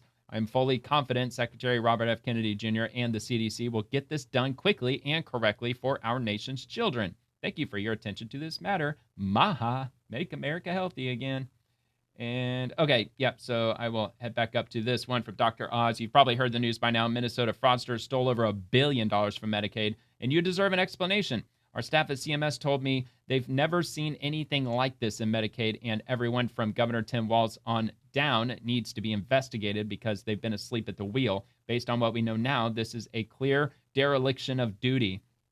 So he gives, it's a long-winded one. He does follow up with a video. It's only a minute and a half, so if he doesn't go into any details here, maybe I'll read that through, but I'll just go ahead and play the video now. It's true. A Somali fraud ring in Minnesota stole over $1 billion from Medicaid. How did this happen? Well, Medicaid programs are run by the states, which in Minnesota means the Tim Walz administration. Governor Walz and the state's other Democrats rely on Somali votes to get elected, so they decided to look the other way because they were afraid of, quote-unquote, political backlash. Don't take my word for it. That's what a Somali-American fraud investigator told the New York Times. When these scammers realized that nobody was guarding the cash register, they went gangbusters. One program designed to provide housing stabilization assistance to patients ballooned to $104 million, when 4 years ago it was projected to cost only $2.6 million. Some of these taxpayer funds may have even ended up in the hands of a Somalian terrorist group. Scary stuff. When CMS became aware of the housing program situation, Minnesota insisted it could clean up its own mess. A few months ago, it admitted it could not. So we stepped in to shut down the fraud-infested housing initiative. Today, we're taking action on more than a dozen other programs, which I've outlined in the post below. Our message to Walz is clear. Either fix this in 60 days or start looking under your couch for spare change, because we are done footing the bill. Give us our money back. This administration will never stop fighting to protect the vulnerable Americans who rely on these programs and the taxpayers who fund them. We're going to crush waste, fraud, and abuse. Yep, and they better get our money back in the form of restitution plus interest. That's what they better do. So I'm assuming he with regard to this, he covered it, I'm sure, but I'll repost it just in case. So Secretary Kennedy already got that. So this is from Mark Warner. Democrat Trump and Pete Hegseth are disrespecting our uniformed military, undermining the integrity of the intelligence community, and going after the FBI and independent agencies. 256 likes, 753 comments. It's ratioed, but we'll hear the him out. last few days, I and the country have been watching the abuses of Pete Hegseth as they disrespect our uniformed military. But the pattern here is about Trump and his sycophants trying to take power in so many domains, firing military leaders for political purposes, undermining the integrity of the intelligence community. But it's not just there. And the FBI has seen senior leadership fired, again, for political reasons. And then kind of on the nerdy side, but in Isn't that kind of typical when an administration changes hands, that they push out a lot of people from the previous administration, especially when they don't align on the president's agenda that he ran on and that he was elected for? Important. We've seen independent agencies like the FCC and the FTC and the SEC, where this president doesn't even want to appoint by law the minority representatives, which are Democrats now. We've seen his attempt to try to take over the independence of the Fed. You know, the reason there were no king rallies is because we don't have a king in this country. Donald Trump, though, doesn't seem to understand that and wants to obtain and collect all power around him. That's not America. We all got to stand up, speak out, and push back. All right. Well, typical Democrat messaging. So I got a couple more, actually. So Senator Gary Peters, Trump's big ugly bill is making healthcare way more expensive, and his concepts of a plan to fix it aren't good enough. 23 likes, 61 comments, another ratio, President Trump 3-1. has been saying, I don't know for how many years now that he has a concept. We have concepts of a plan. If we can do something better, we're going to do something with it. If we can do better. I think he has a concept of a concept. Good faith negotiations aren't done on television. They're done with folks who are sincere about making sure that we can have affordable health care for every American who believe that that is a right. Democrats That's are what anything. They're not Democrats have sincere. been. That's where we always have been. That's the very focus of the Affordable Care Act. We know Republicans have talked about that they have a concept of a plan. President Trump. Yeah, they got a concept plan. I'm waiting to hear what it is. All right, we got one from Chuck Schumer. Donald Trump, meet Donald Trump. Oh, yeah, by the way, this one, 11,000 likes, 487 comments. Definitely not a ratio because it got way more comments than it did, or way more likes than Starting it on got day comments. one, we will end inflation and make America affordable again. But the word affordability is a Democrat scam. One of my top priorities will be to quickly defeat inflation and make America affordable again. I don't want to hear about the affordability. We will make America affordable Pretty convenient again. he chops We're up gonna when he make it chops up. affordable again. You know, there's this fake narrative that the Democrats talk about, affordability. Affordability is a con job. We will target everything from car affordability to housing affordability. You know, this whole thing is, they use the word affordability. It's a Democrat hoax. Yeah, this is the only way that the Democrats can manipulate their base is by chopping up and taking everything extremely far out of context. And this one's from Hakeem Jeffries. The affordability crisis is not a hoax, and the American people know it. So let's give this a watch. They absolutely lied to the voters because there's no evidence throughout this year that they've had any intention to actually address the affordability crisis that exists. In fact, they now say it's all a hoax. Lower taxes, But no tax on everyday tips, no Americans, tax when on they go overtime. to the grocery store, the supermarket. Oh, but that doesn't count, When I they guess. see their health care premiums dramatically Inflation's down increasing, below 3% right now. When they see the electricity bills that they have, which are through the roof in part because Republicans in their one big ugly bill attacked the clean energy economy. Dude, that would be the perfect argument as to energy going down, if anything, or the rate of increasing energy is going down because they are gutting the clean energy because it's a giant scam. It costs more. It was never going to cost less. It was always going to cost more and more and more. At a time in America where we have growing power needs in terms of what we see with the expansion of artificial intelligence. That is a factor, but also under the Biden administration, they were trying to push through policies to get rid of hydroelectric dams to try to save the salmon. And they were unsuccessful in doing so because Trump got elected. So I'm not sure how many dams there were, but apparently there were hydroelectric dams that Democrats were going to essentially just blow up completely and shut down. So, which would have wiped out God knows how many millions of dollars worth of electricity on a monthly basis, as well as ramping down coal power plants, nuclear power plants. It's all extraordinary. So Republican leadership has made it clear they have no intention to extend the Affordable Care Act tax credits, and that's very unfortunate. Yeah, you're damn right they don't. This is a giant scam too. It's ridiculous. It's destroying our healthcare industry. Remember the health insurance before Obamacare was passed? It was actually a hell of a lot better than it is now. All right, Secretary Doug Burgum, wind and solar only work part-time. Gas baseload is the backbone that keeps intelligence factories running. The result, intelligence factories require 2 power sources renewables when they work, baseload when they don't. It's inefficient, irresponsible, and we could do better than this. And got this image here. So we've got 2/15/2024. Okay, so this is just for a week in February of 2024. Megawatts of generation, meeting 10 megawatts of demand with 10 megawatts of wind, solar, and gas peaking plants in MISO. So obviously, like the sun doesn't shine 24 hours a day, wind doesn't blow 24 hours a day.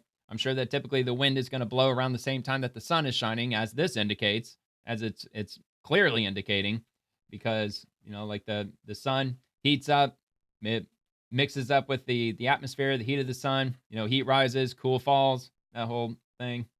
Anyway, Energy and Commerce Democrats news: the affordability of electricity in America is under threat. Data centers are consuming huge amounts of energy, threatening to raise Americans' power bills to new heights. Today, Frank Pallone, who is this? Frank Pallone, New Jersey Democrat congressman, and Rep. Kay Castor, another Democrat, and they're demanding the FERC reliable, safe, secure, and economically efficient energy for consumers at a reasonable cost. They take action to address this crisis and ensure it isn't hardworking families who are forced to foot the bill.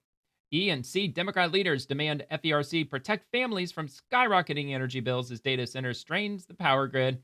Well, they're already working on that right now. Small modular nuclear reactors, they're about to start rolling those out in 2027. They've already broken ground on the facilities. That's going to take care of the vast majority, if not the entire amount of energy needs that the AI sector is going to be demanding, as well as manufacturing, because that is going to be a problem unless they're to roll out, especially nuclear energy. I think they should have just been increasing that all along. But Democrats, they want to shut it down and put up a bunch of wind turbines and solar panels and all that. And let me see if I left anything on here. I think I did. So imagine how bad it would be if Democrats continued dumping us into solar and wind scams. So Grok, would a city running on wind and solar exclusively with battery redundancy be a lot more expensive than traditional energy methods? And Grok says, yes. Based on 2025 LCOE data from Lazard, a city relying solely on wind and solar with battery storage would generally be more expensive. Wind and solar LCOE is $37 to $86 per megawatt hour without storage, but adding batteries for reliability raises it to $44 to $131 per megawatt hour compared to natural gas at $48 to $109. Full 100% renewable requires extra firming, increasing costs further, though prices are falling. So there you have it from Grok.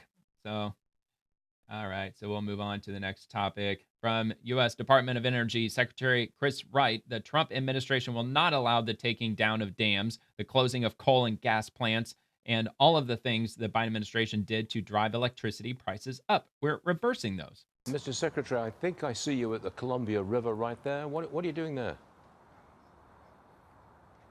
We came out here, another brilliant move by the Biden administration. They made an agreement with environmental groups ultimately to pull down 4 large hydro dams out here in the Snake River right as it flows into the Columbia River. That would be 3 gigawatts of firm, reliable power generation taken off the marketplace. Yep, replaced by solar panels. The Trump administration will not allow the taking down of dams, the closing of coal plants, the closing of gas plants, and all the things the Biden administration did to drive electricity prices up. We're reversing those. So we're out here to visit the dam, talk to the Army Corps of Engineer and Bonneville Power Administration that run them, and assure them we're going to keep these dams open. In fact, we want to up the capacity. We want to make them even better assets. Why am I not surprised? You're in the Trump administration. All right. Well, I mean, it's obviously clear that the Trump administration, they're trying to ramp up energy. Drill, baby, drill, and nuclear energy. They're trying to get 3 Mile Island turned back on, and they reversed those 4 dams that they were scheduled to take down eventually. And the Democrats, their answer to energy that I keep hearing is wind and solar, and I don't really hear a whole lot else. I mean, unless I'm missing something. They hate nuclear energy, and obviously coal energy, natural gas. They don't like that either, and oil, gas, the whole 9 yards.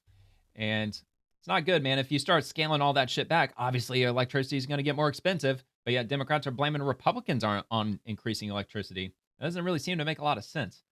So the ATF Phoenix, breaking news. ATF Phoenix certified fire investigators, CFI, are responding to a large commercial fire near Roswell Airport. Please direct all media inquiries to local authorities and learn more about the ATF CFI role at the... Okay, so this is just a general summary. It's not covering the fire itself, but let me see if I can pull up something and see, at least get a video on YouTube to see what it looks like. Okay, so we got this here on KRQE here on YouTube. Crews battle fire near Roswell Airport. A large fire has broken out near the Roswell Airport. The Roswell Fire Department says a passerby spotted this fire just before 8 o'clock this evening on East Earl Cummings Road. This video shows flames and a plume of smoke coming from this building. The city's emergency management Facebook page initially said the fire was at Air Sale facility, but the fire department says they cannot confirm which specific building is on fire. It is also not known whether anyone is injured. We should tell you in just the last 15 minutes, The Roswell Fire Department has declared this fire under control. Streets around the building are closed as city and county firefighters work to contain these flames. All right. Well, I believe it was last night when that occurred, and this post was from 12 hours ago. So they responded to it, assuming the fire's probably out by now, and at least at the time they didn't have any specific details on it. But I'll grab a quick update from Grok. So, update on Roswell Airport fire. A major fire broke out on Thursday night, December 4th, at an air sale warehouse near Roswell Air Center, formerly Walker AFB, site of the 1947 UFO incident, and Hangar 84. Reported at 7:55 p.m. local time, crews contained it by 9:45 p.m. after evacuations for potential hazmat risks. No injuries caused under ATF /FD investigation. Air sale says no ops disruption is expected.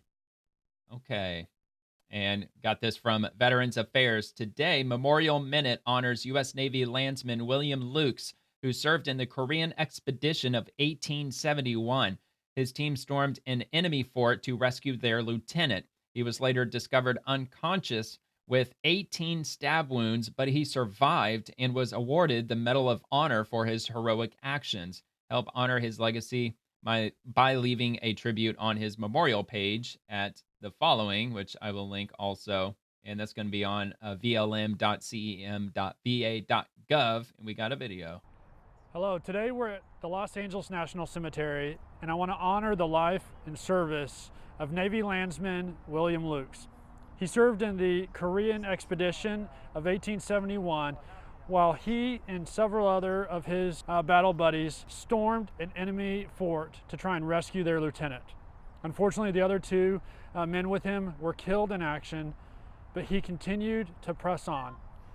Eventually, he was found by reinforcements, having been stabbed 18 times by the enemy.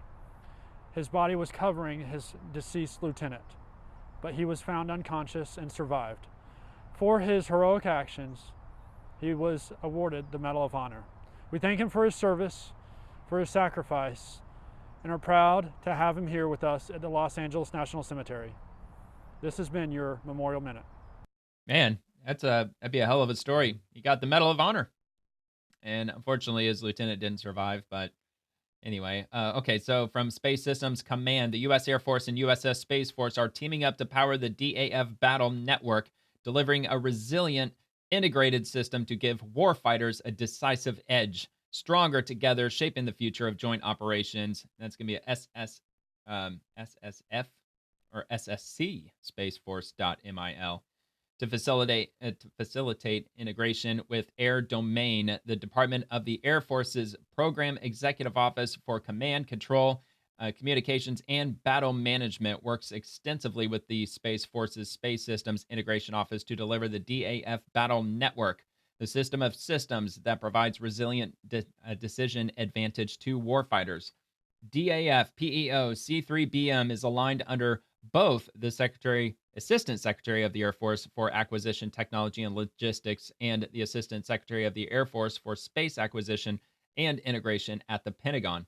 Quote, "We're the one PEO that has a foot in both camps," said Gordon Kordiak, C3BM Deputy PEO. "We are constantly working together to build the capabilities we need for the DAF Battle Network. SSIO was established with the monumental task to drive enterprise integration across the U.S. Space Force acquisition community and achieve end-to-end capability delivery across multiple PEOs and mission partners to meet warfighter needs. Part of that mission is providing integrated space enterprise capability development support to C3BM. Quote, "We always start by understanding the threats and the corresponding operational plans that have been defined by the combatant commands," says Chris Acosta. I tried not to do that. All right. It didn't open up a new tab, did it? Nope, it didn't. That's all right. So let me just find out where we were again. Okay. So part of that mission. Okay, we already got. Okay, here we go. So civilian deputy to senior advisor for the Assistant Secretary for Space. So Acosta is also the space deputy for architecture and systems engineering supporting C3BM. We're looking at how we address the capability needs at scale, not just from a single PEO, but across multiple solution providers. how to ensure end-to-end capability from joint planning through the joint targeting cycle to deliver the effects that the warfighters need. SSIO is addressing the complexity of system to systems by breaking down the capability delivery into phased increment plans. This allows SSIO to support PEOs delivering incremental capabilities to the DAF battle network that are fully integrated, resulting in speedy and accurate space domain support that will enable responsive and agile joint warfighter decision-making. And it looks like it goes on a bit from there, so that also will be below. And the Federal Transit Administration, 8 FTA grants worth nearly $83.1 million have been awarded to transit agencies in Minnesota, putting more American-made buses on the road in addition to modernizing and constructing supporting bus facilities. The Trump administration delivers for Minnesota $83.1 million. They better keep every penny of that under a close microscope, though, because it is Minnesota after all. So the Undersecretary of State Jacob S. Hellberg.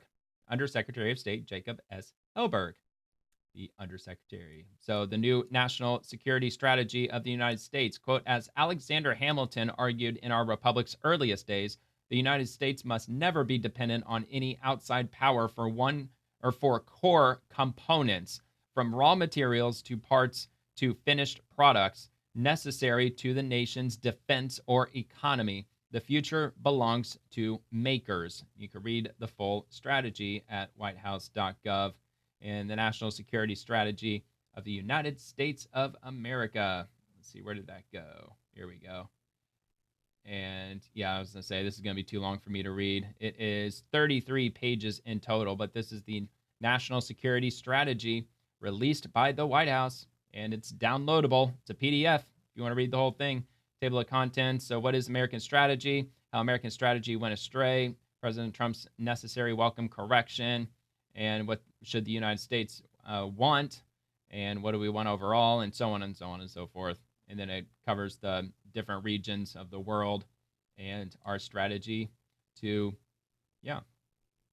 secure our national security. Okay, so we'll head to the House Democrats. The price of coffee is up because Trump's reckless tariffs. This is not how Americans want to start their mornings. Coffee prices have spiked in the last year. Average price of ground roast coffee per pound. And, of course, they're not giving you the true story because they lie all the time. And from yours truly, I said wrong. There's droughts, severe droughts in South America, actually, that drove up coffee prices significantly. And I grabbed an image from Google AI.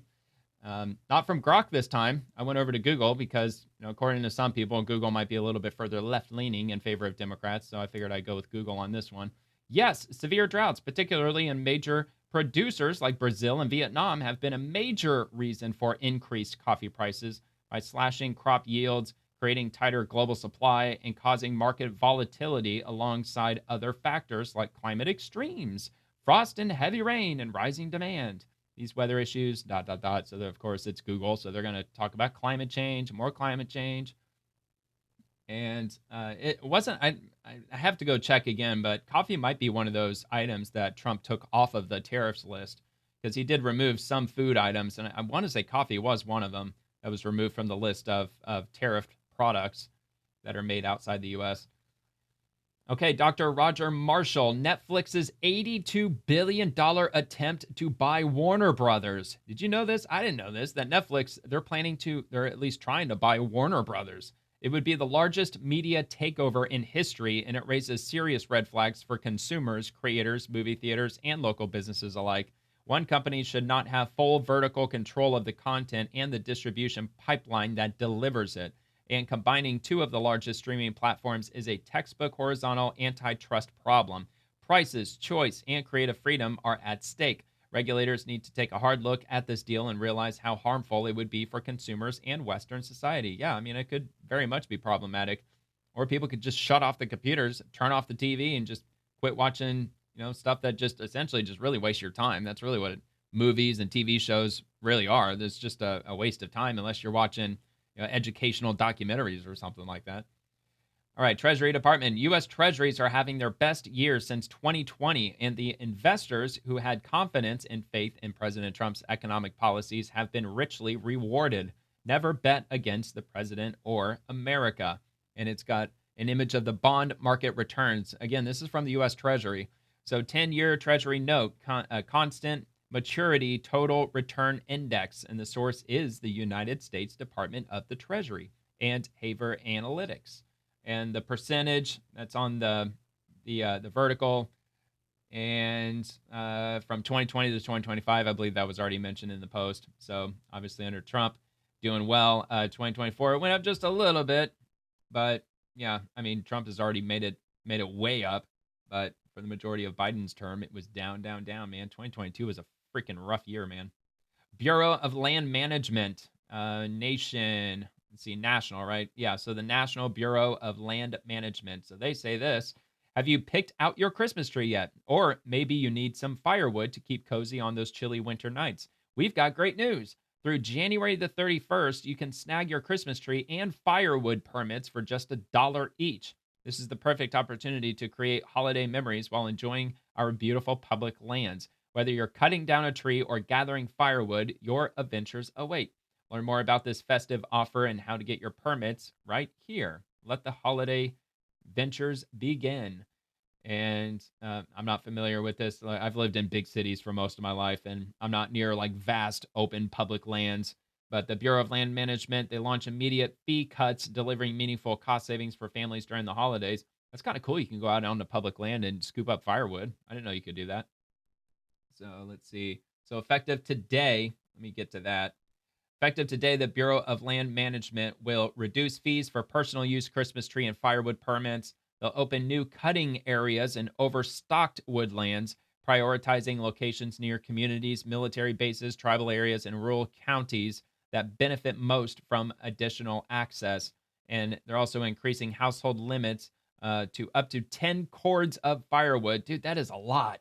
Even 1 cord of firewood is a pretty good amount of firewood. And up to 3 Christmas trees with flexibility to remove caps in areas with abundant resources. Now, it's been a while since I've had a fire pit, but probably about 10 years since I had a fire pit that I used on a regular basis. But I mean, like a whole cord of firewood, at least in my area, it was like $150, I think, from like a local firewood place.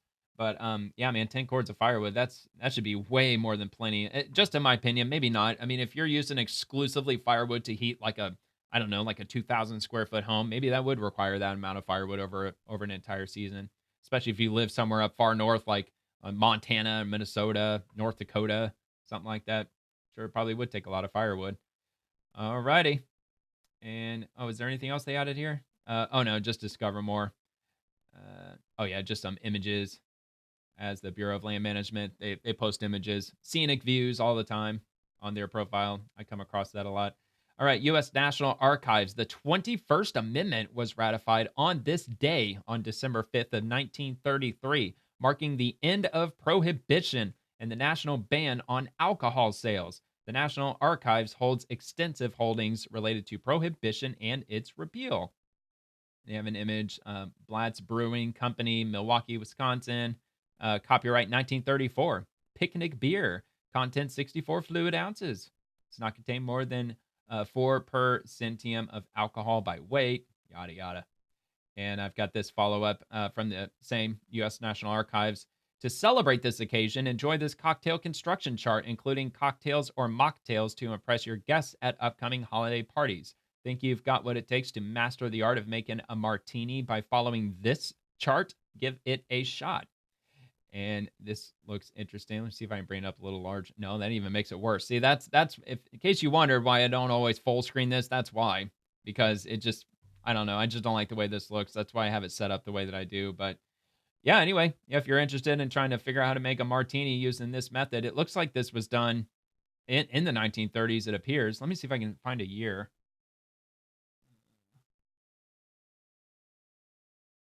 No, I don't see a year. I don't see a year that they put on here, but just based on the writing, it just looks around that period. Looks like it's probably roughly that old. I mean, they had martinis back in the 30s, didn't they? I don't know. But actually, I quit drinking 3 years ago. I used to drink like 3 beers a night. for a while, but I just decided to quit because it got too damn expensive. Because I don't drink, I never drank that piss water. I'm an IPA guy. I always drink extra IPA, if anything. But yeah, I think over the last 3 years, I think I've only had like at the most maybe 5 drinks. I don't even think I've had 5 drinks, probably like 3. So yeah, man, it's kind of nice. It saves a lot of money, and I actually lost a bit of weight too. But anyway, so travel, State Department, Colombia. The Colombian Geologic Service has raised the alert level of the Pirate. I can't even pronounce that. Pirate. I'm just going to go with Pirate volcano near Popayán to orange. The threat level, the alert level is now at orange. The volcano is a popular hiking destination, and this alert notes changing seismic conditions, which indicate the ongoing release of volcanic gases. And there's more on that website. So natural disaster alert in Colombia. This is going to be on U.S. Embassy or co.usembassy.gov. And yeah, so they go over just brief details, talking about elevating it up to level orange. There's going to be noxious gases, poison gases that might be leaking out of the volcano. It may not be like a full-on eruption, even though it does say here the volcano last erupted in 2023. So it's definitely an active volcano. So I guess if you're heading to Colombia, then, be on the lookout, I guess. No, not I guess. I would just steer clear of that altogether, man. I freaking want to be on the side of a freaking mountain when it freaking explodes. All right, so FAA, travelers, double-check your flight status with your airline before leaving for the airport. For the latest airport updates, visit fly.faa.gov. And they reposted this from Fox Weather. Weather in America. The first snow of the season has reached the mid-Atlantic. Meanwhile, the Midwest will deal with sub-zero temperatures, and it isn't that much warmer in the Northeast. Fox Weather meteorologist has your forecast. You know what? I'll give this a quick play. Morning, I'm Fox Weather She's meteorologist probably going to show Britta the Merwin, nationwide. and here is today's weather in America, an active map. Here we go. So we In have America, all of this it's active. moisture streaming in from the Gulf Pacific. of America. That is creating a sloppy mess for folks that live across the I-10 corridor, moving into the state of Florida today. But also, with all the cold Arctic air that is literally taking over the Great Lakes in the Northeast, it's running into that moisture. So we are waking up to snow across the mid-Atlantic. Believe it or not, DC getting their first snow before Boston has even gotten a taste of the bulk of their winter weather. It is going to be cold today. I mean, we are waking up to temperatures below 0 across the Midwest. Bundle up. A high of 28 degrees in Chicago. Dry weather there, but look out for snow in Minneapolis. A quick look at your West Coast weather. Typical run-of-the-mill winter weather for Seattle. Couple showers, temps in the 50s. A beautiful day in Los Angeles. 70 degrees with partly cloudy skies. Fox Weather has your latest forecast and weather news 24/7. Remember, you can stream us on your favorite connected TV device for all seasons, for all America. All right. Did I share? I thought I did. Maybe I didn't. Oh wait, no. I think I put it on the last post. I shared what my outlook was. I think I did. Yeah, I did. So that's my outlook for the next week. 80 tomorrow, 79 Sunday, 75 on Monday. So that's when the cold front's going to get down to my neck of the woods. It's going to be in the lower mid 70s for the rest of the week. So definitely not dealing with sub-zero temperatures. I mean, that would be a nightmare. I can only imagine. I mean, it's been a really long time since I've been in weather that cold. So anyway, just dress warm, bundle up. I don't know, man. There's a lot of people that actually like the winter time. It's just a change. People, I'm sure most people probably prefer seasons over living in a place where there are no seasons, or just a very minimal change in the seasons. All right, so I got this from NASA. We won another Emmy. So NASA, man, they'd be winning Emmys. So at the 76th Technology and Engineering Emmy Awards, we received an Emmy Award for Excellence in Production Technology for our live broadcast coverage of the 2024 total solar eclipse. That was awesome, man. I remember that. I actually saw it. I didn't see the totality of the eclipse because I'm in Florida, so I didn't get to see the whole thing. But I got to see quite a bit of it, and I had those fancy, not fancy, like those cardboard, those official NASA solar. The solar eclipse glasses that my brother gave me. So that was cool to see. But anyway, here, we'll take a look at this. Live Win their coverage of the award celestial event of the year, the total underneath solar a giant eclipse. turbine, because that's Today, NASA really and the attractive Great Lakes looking. Science Center is hosting this free outdoor event for the It's the community Science to Center, experience the total solar eclipse. We will follow the moon's shadow as it races across North America. Oh, yeah, I did go right across the middle of India. We are And at Ohio. the Indianapolis Motor Speedway. Things are looking absolutely fabulous. We are here at Niagara Falls. Crowds are filing into the stadium. The solar corona is going to look very cool today. It's going to look cooler than it did last time. You guys ready for an eclipse? 4, 3, here we go! 1. Look at that. Fantastic. Oh my God, it's gorgeous. Oh my gosh. I think we're very fortunate to be here at this special vantage point to see such a special event. Ah, that's cool. See the dark spot on the Oh my gosh, that is gorgeous.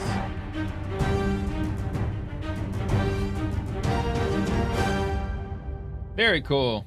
Yeah, I think that eclipse had the most coverage in the United States, I think, for all of our lifetimes. I mean, it went from coast to coast, I believe, like all the way across the country. I think it had like the best coverage of a total eclipse that we'll be able to see in any of our lifetimes. But here where I live in the Tampa Bay area, I'm gonna have to double check it, but I believe it's in the 2040s. It's like 2048, I think, when the next solar eclipse, and not the next solar eclipse, but there's going to be a solar eclipse that's going to go right through the middle of Florida. So I'm definitely going to be looking forward to that. That's probably going to be the only total solar eclipse that I'll ever see. There was one back in like 1993. It was the same solar eclipse. I remember watching that show, Dahmer, the Netflix show with solar eclipse. They said John Wayne Gacy was killed that day, which on the show, they said that he was put to death as the solar eclipse was happening. It wasn't true. He was put to death at like midnight on that day. Then the solar eclipse happened later that afternoon. But I remember that solar eclipse because I lived nearby where the totality was. I was in elementary school. They wouldn't let us go outside because I don't think we were in the totality of it. But anyway, so this comes from Bethany Stevens, also from NASA. She's NASA spokesperson. Another week keeping America leading on the final frontier. The Roman Space Telescope was fully assembled, which I showed last night. America 250 on the Artemis 2 rocket. Astronauts joined Deep Space Health Study and NASA Tech making U.S. skies safer. Let's check this out. Hi, I'm George Alderman, NASA's Deputy Press Secretary, here to bring you your NASA Minute. A next-generation space telescope coming together, more progress towards next year's Artemis 2 mission, and game-changing science for future explorers. Here's what we've been up to this week to keep America leading the way to the moon, Mars, and beyond. On Wednesday, President Trump's nominee for NASA Administrator, Jared Isaacman, testified before the Senate Commerce, Science, and Transportation Committee and was met with bipartisan commitments of support. NASA has completed the construction of its next major eye on the universe, the Nancy Grace Roman Space Telescope. Teams at NASA Goddard recently joined Roman's inner and outer portions together, resulting in a complete observatory that will now undergo final testing. I'm looking forward to that launch. This telescope is designed to scan the sky 1,000 times faster than Hubble can, to reveal billions of galaxies and solve fundamental mysteries about how the universe works. Dark matter? Roman will launch by May 2027, with the team on track for an early launch as soon as fall 2026. Or study them, I mean. This week, teams at the Kennedy Space Center revealed the America 250 emblem on the solid rocket boosters of the Artemis II SLS rocket. Early next year, this rocket will launch the Orion spacecraft, carrying 4 astronauts around the moon. Around the moon. The addition of the America 250 emblem to this rocket is a symbol of NASA's relentless drive to explore in our nation's They're not landing on the moon next year. They're going to go around the moon. Engineers at the Kennedy Space Center are running final tests on the SLS rocket and the Orion spacecraft as preparations intensify for Artemis II, including a planned countdown demonstration test with the crew later this month.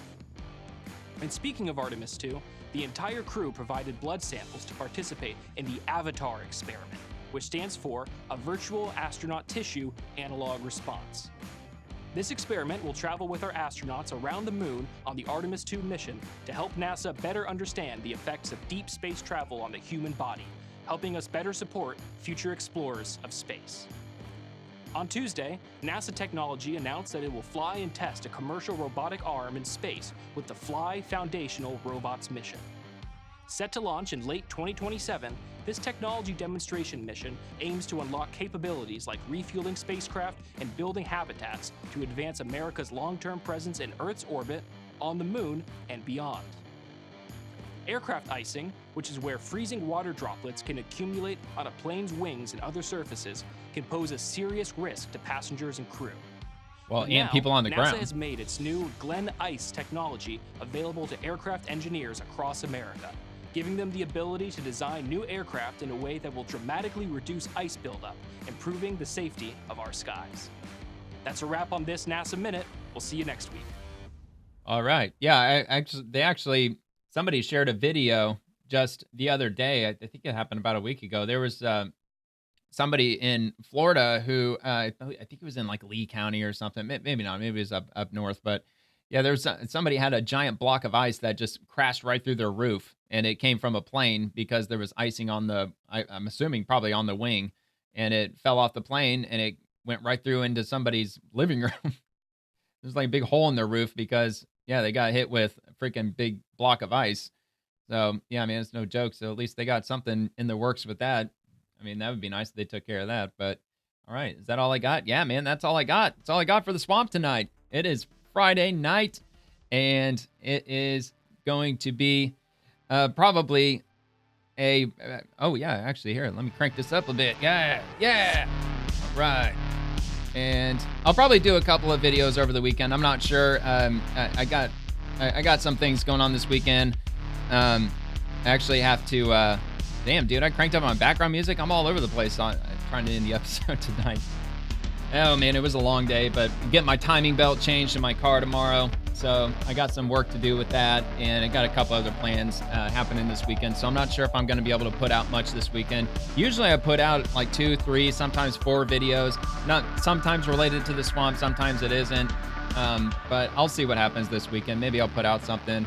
I'll just have to wait and see, but no guarantees. But at the very least, I'll be back on Monday to do the swamp. It'll be uploaded usually around 11 o'clock p.m. Eastern at the latest, so definitely be looking out for that. And if you enjoyed the video, please like the video and subscribe to the channel. It will mean a lot to me if you subscribe, and I'll drop a new episode every evening, again, Monday through Friday, covering the swamp and everyone in it, the politicians, the agencies, the bureaucracies, and I'll also post daily episodes on X, so feel free to comment there too if you'd like.